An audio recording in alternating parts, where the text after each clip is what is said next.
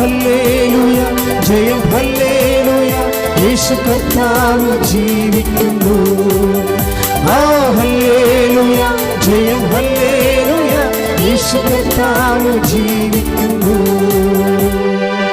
പരിശുദ്ധ പരമദിവ്യകാരുണ്യത്തിന് ആരാധനയും സ്തുതിയും പുകഴ്ചയും ഉണ്ടായിരിക്കട്ടെ.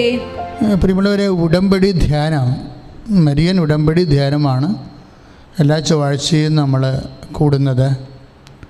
ഉടമ്പടി ധ്യാനം അന്വേഷിക്കുന്നത് ജീവിതത്തിൻ്റെ ദൈവത്തിൻ്റെ ഇടപെടലുകളും ഒരു വചനാധിഷ്ഠിതമായ ജീവിത സാക്ഷ്യത്തിന് നമ്മളെ അതെങ്ങനെ ഒരുക്കുന്നു, അതെങ്ങനെ അനുഗ്രഹമായി മാറുന്നു, കൃപയായി മാറുന്നു. അങ്ങനെ ആത്യന്തികമായ ചില ജീവിത വിഷയങ്ങളാണ് എപ്പോഴും ഉടമ്പടിയിൽ നമ്മൾ ധ്യാനിക്കുന്നത്. ഇന്ന് നമ്മൾ ധ്യാനിക്കാൻ പോകുന്ന വിഷയം തോബിയാസിൻ്റെ ജീവിതമാണ്. ബൈബിളിലെ തോബിയാസ് എന്ന് മാത്രം പേര് പറഞ്ഞൊരു പുസ്തകമുണ്ട്.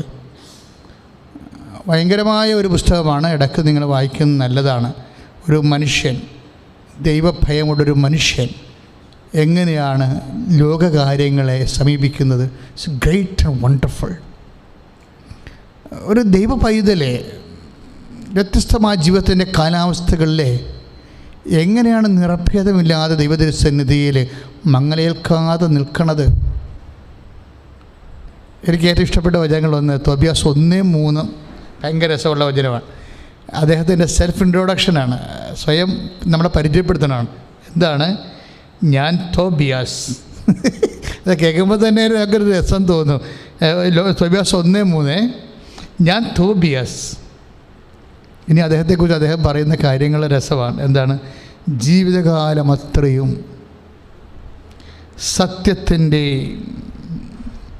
സത്യത്തിൻ്റെയും നീതിയുടെയും മാർഗത്തിലാണ് ചരിച്ചത്. വിത്ത് കോൺഫിഡൻസ് ആ മനുഷ്യൻ നമ്മളോട് പറയുന്നതാണ്, ഞാൻ എൻ്റെ ജീവിതകാലം മുഴുവൻ സത്യത്തിലും നീതിയിലുമാണ് ചരിച്ചതെന്ന്. പക്ഷേ ഞാനത് ആ പുസ്തകം നമ്മൾ മൊത്തം വായിക്കുമെന്നൊക്കെ മനസ്സിലാകണത് ഒരു ദൈവപൈതൽ ആ സത്യവും നീതിയേക്കാളും തോബിയാസിൻ്റെ ആധ്യാത്മിക നിലവാരം വളരെയേറെ ഉയർന്നതാണ്. എന്താ കാരണം എന്ന് വെച്ച് കഴിഞ്ഞാൽ നമുക്ക്, അതായത് അദ്ദേഹം പറയും, ഞാൻ നഫ്താലി ഗോത്രത്തിലുള്ളയാളാണ്. ഇസ്രായേലിൻ്റെ ലീസ്റ്റ് ഗോത്രങ്ങളിലൊന്നാണ് നഫ്താലി. അത്ര നല്ല ഗോത്രമല്ല. അത് അദ്ദേഹത്തിൻ്റെ വർത്തമാനത്തിൽ തന്നെ ഉണ്ട്. നഫ്താലിയുടെ എൻ്റെ ചാർച്ചക്കാരും ബന്ധുക്കളും സ്വന്തപ്പെട്ടവരും ഒക്കെ ബാലിനെ ആരാധിക്കാൻ പോയെന്ന്. എപ്പോഴും മനുഷ്യൻ്റെ ഈശ്വര വിശ്വാസികളുടെ ഒരു ടെൻഡൻസിയാണ്. ഇപ്പം പത്രോസ് തന്നെ നമ്മുടെ യോഹന്നാൻ മാന്താന തന്നെ ചോദിച്ചില്ലേ, നീയാണോ യേശു ക്രിസ്തു രക്ഷകൻ, അതോ വേറെ ആരെങ്കിലും ഞങ്ങളെ അന്വേഷിക്കണമോ? ഇപ്പം നമ്മുടെ മത്തായിയുടെ സുവിശേഷം 11-ാം അധ്യായം ഒരു 7 വചനങ്ങളൊക്കെ വായിക്കുമ്പോൾ നമുക്ക് മനസ്സിലാകും, നീയാണോ രക്ഷകൻ. അദ്ദേഹം കാര്യം യോഹന്നാൻ മാന്താന അങ്ങനെ ചോദിക്കുന്നത് പോലെ നമ്മളും ഏതെങ്കിലും കാലത്തൊക്കെ മനുഷ്യൻ ചോദിച്ചു പോകുന്ന ചോദ്യങ്ങളാണ്. കാരണം ഉടമ്പടി ധ്യാനത്തിൽ നമ്മളെപ്പോഴും ഡിസ്കസ് ചെയ്യണത്, ഒരു മനുഷ്യൻ അവൻ്റെ ജീവിത വ്യാപാരങ്ങളിൽ ഏതെങ്കിലും കാലത്ത് ദൈവതിരുസന്നിധിയിൽ അറിഞ്ഞുകൊണ്ടോ അറിയാതെയോ ഉന്നയിക്കുന്ന ചില ജീവിത ദുർഘടഘട്ടങ്ങളാണ്. അപ്പം ഇദ്ദേഹം പറയണത്, ഞാൻ നഫ്താലി ഗോത്രക്കാരനാണ്, എൻ്റെ ചാർച്ചക്കാരെല്ലാവരും തന്നെ കർത്താവിനെ വിട്ടുപോയെന്ന്. ജീവിത ക്ലേശങ്ങളും അധികാര ആഡംബരങ്ങളുടെ ആകർഷണങ്ങളൊക്കെ വന്നപ്പോൾ സത്യദൈവത്തെ വിട്ടുപോയ ഒരു മനുഷ്യനിൽ അവശേഷിക്കുന്ന അവസാനത്തെ കണ്ണിയാണെങ്കിൽ, അതായത് പല പല പ്രലോഭനങ്ങളെ അതിജീവിച്ചാണ് ഈ മനുഷ്യൻ നീതി കാണിച്ച് നിൽക്കുന്നത്. അതാണ് ഞാൻ പറഞ്ഞു, ഞാൻ തോബിയാസാണ്, ജീവിതകാലം മുഴുവൻ നീതിയും സത്യവും നിറവേറ്റി. എന്ന് വെച്ചാൽ ദൈവത്തെ മുൻനിർത്തിയാണ് ഞാൻ അസറിയായിലേക്ക് എന്നെ തടങ്കലിൽ പിടിച്ചുകൊണ്ട് പോയപ്പോഴും അവിടെയുള്ളവരെല്ലാം നിഷിദ്ധമായ ഭക്ഷണം കഴിച്ചപ്പോഴും ഞാൻ കഴിച്ചില്ല. എന്താണ് കഴിക്കാതിരുന്നെന്ന് ചോദിച്ചാൽ എൻ്റെ ദൈവത്തെക്കുറിച്ചുള്ള ഓർമ്മയായിരുന്നു എൻ്റെ മനസ്സിലെന്ന്. അത് ഒരു വല്ലാത്ത വചനമാണ്. എല്ലാവരും നിഷിദ്ധമായ ഭക്ഷണം കഴിച്ചപ്പോഴും എൻ്റെ കൂടെയുള്ളവരും കുടുംബത്തിലുള്ളവരും ഒക്കെ എല്ലാം നിഷിദ്ധമായ ഭക്ഷണം കഴിച്ചപ്പോഴും ഞാൻ പട്ടിണി നിന്നോ? എന്താണ് പട്ടിണി നിൽക്കാൻ കാരണം? എൻ്റെ കർത്താവിനെക്കുറിച്ചുള്ള ഓർമ്മയാണെന്ന്. അത് ഞാൻ വായിച്ചപ്പോൾ സത്യത്തിൽ എൻ്റെ കണ്ണ് നിറഞ്ഞു പോയി. കാര്യം ദൈവസ്നേഹമുള്ളവർ ആര് വായിച്ചാലും അത് നമുക്ക് കണ്ണ് നിറഞ്ഞു. അതായത് ആ മനുഷ്യൻ അപ്പോഴും പട്ടിണി നിൽക്കുന്നതിൻ്റെ പിന്നിലുള്ളത് എൻ്റെ കർത്താവിനെക്കുറിച്ചുള്ള ഓർമ്മയാണ്. ഇപ്പം നമ്മൾ ദിവ്യകുർബാനയുടെ ജീവിതം ജീവിക്കുന്നവരാണ് അല്ലേ ക്രൈസ്തവർ. അത് ആ ജീവിതം ഒരു ഓർമ്മപ്പടിയായിട്ടാണ് നമ്മൾ ജീവിക്കണത്.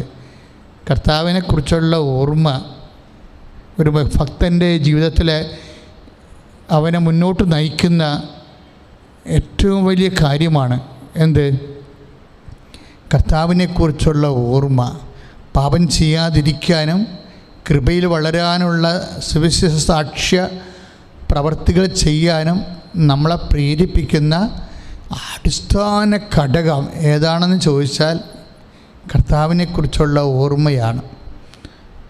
പരിശുദ്ധാത്മാവ് നമുക്ക് നൽകുമ്പോഴും ഈശോ പറഞ്ഞത്, ഞാൻ പഠിപ്പിച്ചിട്ടുള്ളതെല്ലാം നിങ്ങളെ അനുസ്മരിപ്പിക്കുമെന്നാണ്. എൻ്റെ വാക്കും പ്രവൃത്തിയും നിങ്ങളെ അനുസ്മരിപ്പിക്കും.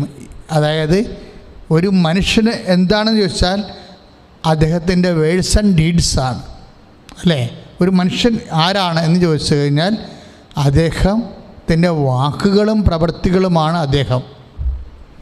അപ്പോഴേ യേശുവിൻ്റെ വാക്കുകളും പ്രവൃത്തികളും നമ്മളെ അനുസ്മരിപ്പിക്കും എന്ന് പറഞ്ഞാൽ യേശുവിനെ അനുസ്മരിപ്പിക്കും എന്നർത്ഥം. ഇപ്പം യോഹന്നാൻ 14:26 എന്താ പരിശുദ്ധ ഈശോ പറയണത്? ഞാൻ യോഹന്നാൻ 14:26 അതായത് ഞാൻ പഠിപ്പിച്ചിട്ടുള്ളതെല്ലാം നിങ്ങളെ അനുസ്മരിപ്പിക്കും എന്ന് വെച്ചാൽ എൻ്റെ വാക്കും എൻ്റെ പ്രവൃത്തിയും നിങ്ങളെ അനുസ്മരിപ്പിക്കും. ഒരു വ്യക്തി എന്ന് പറയുന്നത് എന്താണ്? വാക്കും പ്രവൃത്തിയുമാണ്. എന്ന് വെച്ചാൽ അർത്ഥം എന്താണ്? പരിശുദ്ധാത്മാവ് യേശുവിനെ നമ്മളെ അനുസ്മരിപ്പിച്ചു കൊണ്ടേയിരിക്കും. പ്രാർത്ഥിക്കുക. ആത്മാവേ, പരിശുദ്ധാത്മാവേ, ഞങ്ങളിലെ ഏത് നിമിഷവും കർത്താവിനെ അനുസ്മരിപ്പിച്ചുകൊണ്ട് ഇരിക്കാനുള്ള പരിശുദ്ധാത്മാവിനാൽ അഭിഷേകം ചെയ്യണം.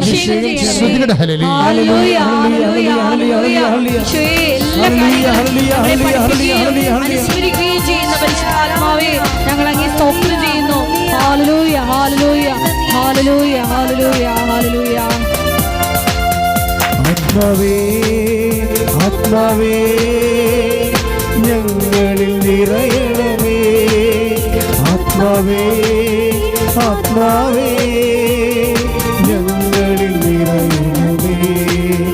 ആത്മാവേ, ആത്മാവേ, ഞങ്ങളിൽ നിറയണമേ.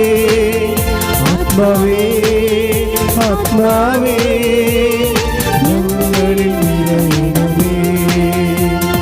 സ്വർഗം തുറന്നു നീ പറന്നിറങ്ങണമേ. പരിശുദ്ധാത്മാവേ, അഭിഷേകം തരണേ.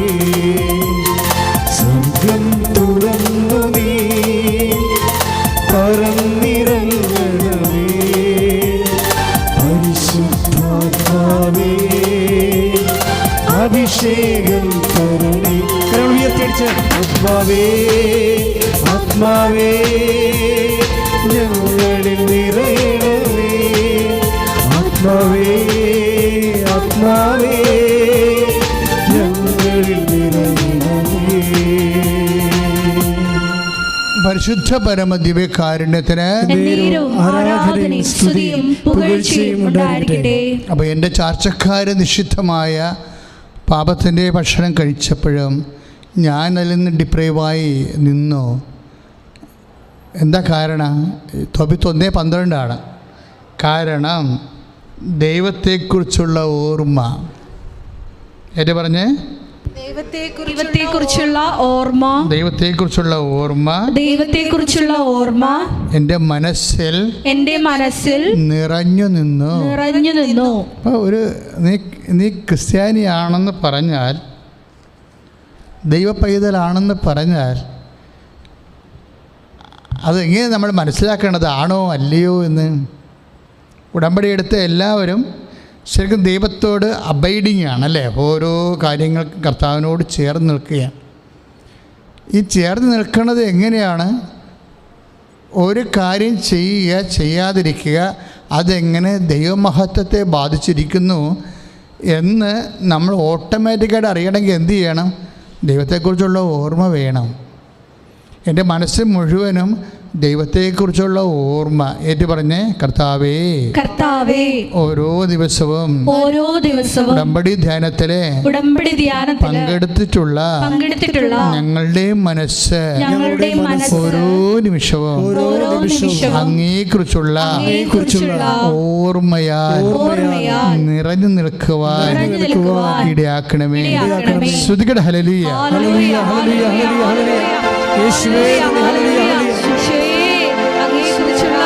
വലിയ സ്നേഹത്തിന്റെ ഓർമ്മ എന്നും ഞങ്ങളിൽ നിലനിർത്തണമേ. Hallelujah, hallelujah. എന്നെ മറക്കേണമേ അങ്ങേ തിരുഹൃദയത്തിൽ, എന്നെ ഇരുത്തേണമേ. എല്ലാം എനിക്കെൻ്റെ ഈശോ, എൻ്റെ ജീവന്റെ ജീവനാമീശോ. എല്ലാം എനിക്കെൻ്റെ ഈശോ, എൻ്റെ ജീവന്റെ ജീവനാമീശോ. പരിശുദ്ധ പരമദിവ്യകാരുണ്യത്തിന് ആരാധനയും സ്തുതിയും പുകഴ്ചയും ഉണ്ടായിരിക്കട്ടെ. പരിശുദ്ധ പരമദിവ്യകാരുണ്യത്തിന് ആരാധനയും സ്തുതിയും പുകഴ്ചയും ഉണ്ടായിരിക്കട്ടെ. പരിശുദ്ധ പരമദിവ്യകാരുണ്യത്തിന് ആരാധനയും സ്തുതിയും പുകഴ്ചയും ഉണ്ടായിരിക്കട്ടെ. പ്രിയപ്പെട്ടവരെ, ഇപ്പോൾ തോബിയാസിനെ കുറിച്ച് ഏറെ ഒരു ഐഡിയ കിട്ടില്ലേ നിങ്ങൾക്ക്? ഓരോ നിമിഷവും ഓരോ ശ്വാസത്തിലും ഹൃദയസ്പന്ദനങ്ങളിലും ദൈവത്തെക്കുറിച്ചുള്ള ഓർമ്മ കൊണ്ടു നടക്കുന്നവരാണ്. അതാണ് ദൈവ പൈതലെന്ന് പറയണത്. ബൈബിളിലെ ഏറ്റവും എനിക്കിഷ്ടപ്പെട്ട ഒരാളാണ് ഈ തോബിയാസ് എന്ന് പറയുന്നത്. പക്ഷേ ഈ മനുഷ്യൻ്റെ ജീവിതത്തിൽ ഇത്രയും ക്ലീനായിട്ടാണ് ജീവിക്കണത് അല്ലേ? ഇത്രയും ക്ലീനായിട്ട് ജീവിക്കുന്ന മനുഷ്യന് വിശുദ്ധിക്ക് വല്ല കുറവുണ്ടോ? വിശുദ്ധിക്ക് വല്ല കുറവുണ്ടോ? പുണ്യത്തിന് വല്ല കുറവുണ്ടോ? ഒരു കുറവില്ല. പുണ്യത്തിൻ്റെ കാര്യം പറയാതിരിക്കുകയാണല്ലേ. കാര്യം ഒരു ദിവസം പെന്തക്കോസ്താ ദിവസം വന്നു. 7 ആഴ്ച കഴിഞ്ഞ് വരുന്ന ദിവസമാണ് പെന്തക്കോസ്ത, 50-ാം തിരുനാൾ. 50-ാം തിരുനാൾ വന്ന ദിവസം ഈ മനുഷ്യൻ നല്ല ആഹാരങ്ങൾ ആ വീട്ടിൽ പാകം ചെയ്ത് കഴിക്കാൻ വേണ്ടി ഇരിക്കുക. കാര്യം ആ തിരുനാളിൻ്റെ മഹോത്സവത്തിൽ പെട്ടെന്നാണ് ആ ഭക്ഷണം ഇങ്ങനെ എടുക്കാൻ പോകുമ്പോൾ ഒരു മോശം വാർത്തയുമായിട്ട് സ്വന്തം മകൻ വരും, കൊച്ചു തോബിയാസ് വരും. കാര്യം ഈ കൊച്ചു തോബിയാസിനെ പറഞ്ഞു വിട്ടിരിക്കുകയാണ്. ഭക്ഷണമെല്ലാം റെഡിയാക്കി വെച്ചിട്ട് മകൻ തോബിയാസിനെ പറഞ്ഞു വിട്ടിരിക്കണത് എന്തിനാണെന്നറിയാവോ? നീ പട്ടണങ്ങളിലൊക്കെ ചെന്ന് നോക്ക്, വല്ല പാവപ്പെട്ടവരും ഉണ്ടെങ്കിൽ, ഇന്ന് ഭക്ഷണം കഴിക്കാത്തവരുണ്ടെങ്കിൽ അവരെ കുളിച്ചുകൊണ്ട് വരാൻ പറഞ്ഞു. ഞാൻ എപ്പോഴും ഓർക്കുവേ, ജീസസിന് മുമ്പ് എത്രയോ വലിയ നല്ല മനുഷ്യരിവിടെ ജീവിച്ചിരുന്നെന്ന്. ജീസസിന് മുമ്പ്, യേശുക്രിസ്തുവിന് മുമ്പ് എത്രയോ തങ്കപ്പെട്ട മനുഷ്യരിവിടെ ജീവിച്ചിരുന്നു. അത് എപ്പോഴും നിങ്ങൾ ചിന്തിക്കേണ്ട ഒരു കാര്യമാണ്. അപ്പോൾ നമുക്കൊരു കാര്യം വ്യക്തമാകും, ഇവിടെ തങ്കപ്പെട്ട മനുഷ്യരുടെ കുറവുണ്ടായിട്ടല്ല യേശു മനുഷ്യാവതാരം ചെയ്തത്. ചില ആൾക്കാർ പറയുവേ, ഇപ്പോൾ ക്രിസ്ത്യാനി ആയില്ലെങ്കിലും മഹാത്മാഗാന്ധി ക്രിസ്ത്യാനി ആയിരുന്നോ? മഹാത്മാഗാന്ധി ഒന്നും ക്രിസ്ത്യാനി അല്ലായിരുന്നു. മഹാത്മാഗാന്ധി ഒരിക്കലും ക്രിസ്ത്യാനിയല്ല. എന്താ കാര്യം? അദ്ദേഹം ക്രിസ്തു ഏക രക്ഷകനാണെന്ന് വിശ്വസിച്ചിട്ടില്ല. ജീവിത രീതികളൊക്കെ ഒരു പക്ഷേ നല്ലൊരു ജീവിത രീതി ആയിരിക്കാം, അറിയത്തില്ല, നമുക്കറിയത്തില്ല. കാര്യം മഹാത്മാഗാന്ധിയുടെ പേരക്കിടാവിനെ ഇന്ന് ജയിലിലിട്ടിട്ടുണ്ട്. ഇന്നത്തെ വാർത്ത അതാണ്. മഹാത്മാഗാന്ധിയുടെ പേരക്കിടാവിനെ ജയിലിലിട്ടു, പണം തിരിമറിവിനെ. അപ്പം മഹാത്മാഗാന്ധിയുടെ മകനെക്കുറിച്ച് പറയണത് അന്നേ തന്നെ കഞ്ചാവായിരുന്നു. അപ്പോൾ സ്വന്തം മകനും പേരക്കിടാങ്ങളൊക്കെ ഇങ്ങനെ വഴിതെറ്റി പോകുന്ന ഒരു ആളിനെ രാഷ്ട്രത്തിന് വേണ്ടി അദ്ദേഹം സേവനം ചെയ്തിട്ടുണ്ട്. കുടുംബപരമായ തകർച്ചയാണ് ശരിക്കും പറഞ്ഞാൽ. കാര്യം മക്കൾക്ക് നല്ല മാതൃക കൊടുത്താൽ മാത്രമേ മകനും പേരക്കിടാങ്ങളും ആ കുടുംബങ്ങളെല്ലാം ഇതുപോലെ വരത്തുള്ളൂ. ഞാൻ അദ്ദേഹത്തെ കുറ്റപ്പെടുത്തി സംസാരിക്കുകയല്ല, പക്ഷേ അദ്ദേഹത്തിൻ്റെ നന്മകൾ രാഷ്ട്രത്തിന് നന്മ ചെയ്തു എന്നുള്ള കാര്യം വലിയ കാര്യമാണ്. വലിയ കാര്യം തന്നെ. നമ്മൾ അദ്ദേഹത്തെ രാഷ്ട്രപിതാവെന്ന് വിളിക്കുന്നു, നമ്മൾ അംഗീകരിക്കുകയും ചെയ്യുന്നുണ്ട്. അത് വിളിക്കുക മാത്രമല്ല, അത് ശരിയാണെന്ന് നമ്മൾ അംഗീകരിക്കുകയും ചെയ്യുന്നുണ്ട്. പക്ഷേ അതുപോലെ നല്ല മനുഷ്യരൊക്കെ ഈ ഭൂമിയിലുണ്ടാവും. ഈ നല്ല മനുഷ്യരുടെ കുറവുണ്ടായിട്ടല്ല ക്രിസ്തു ഈ ഭൂമിയിൽ മനുഷ്യാവതാരം ചെയ്തത്. അത് നമ്മളെപ്പോഴും മനസ്സിലാക്കും. പിന്നെ എന്തിനു വേണ്ടി ക്രിസ്തുവിൻ്റെ മനുഷ്യാവതാരം സംഭവിച്ചതെന്ന് വെച്ചാൽ മാനവരക്ഷയാണ് എൻ്റെ പ്രശ്നം. യേശുക്രിസ്തു ക്രൂശിക്കപ്പെട്ടതും ഉയർത്തെഴുന്നേറ്റതും സഭ സ്ഥാപിച്ചതും ഇവിടെ നല്ല മനുഷ്യരില്ലാഞ്ഞതിൻ്റെ പേരിലല്ല. പിന്നെന്താണ്? ഇവിടെ മനുഷ്യൻ്റെ ആത്മാവിൻ്റെ വീണ്ടെടുപ്പാണ് പ്രധാനപ്പെട്ട വിഷയം. പാപപങ്കിതമായ പ്രകൃതിയുള്ളവർക്ക് നിത്യരക്ഷ നഷ്ടപ്പെട്ടപ്പോൾ സ്വന്തം ജീവൻ നൽകിക്കൊണ്ട് പരിഹാര പ്രവർത്തികൾ മനുഷ്യന് വേണ്ടി പരിഹാരം ചെയ്തു. ആ പരിഹാരത്തെ ദൈവം അംഗീകരിച്ച് അവൻ ഉയർത്തിപ്പിച്ചപ്പോൾ അവൻ്റെ ഉയർത്തെഴുന്നേൽപ്പിൽ നമ്മൾക്കും ഉയർത്തെഴുന്നേൽപ്പ് ലഭിക്കുന്ന നിത്യജീവന് വേണ്ടിയാണ് യേശുക്രിസ്തു മനുഷ്യാവതാരം ചെയ്യുന്നുള്ള ബോധ്യം വേണം. ശ്രുതികട ഹല്ലേലൂയ. ഹല്ലേലൂയ, ഹല്ലേലൂയ, ഹല്ലേലൂയ. ഈശോയേ, ഞങ്ങളുടെ ഓരോരുത്തരുടെയും രക്ഷയ്ക്ക് വേണ്ടി പാടുപീഡകൾ സഹിച്ചുയർത്തെഴുന്നേറ്റ നാഥ, ഞങ്ങൾ ഓരോരുത്തരെയും അങ്ങേ തിരുവിലാവില് അങ്ങേ തിരുമുറിവില് മറക്കണമേ. ഹല്ലേലൂയ, ജയം ഹല്ലേലൂയ, യേശു കർത്താവ് ജീവിക്കുന്നു. ഹല്ലേലൂയ, ജയം ഹല്ലേലൂയ, യേശു കർത്താവ് ജീവിക്കുന്നു. യേശു കർത്താവ് ജീവിക്കുന്നു.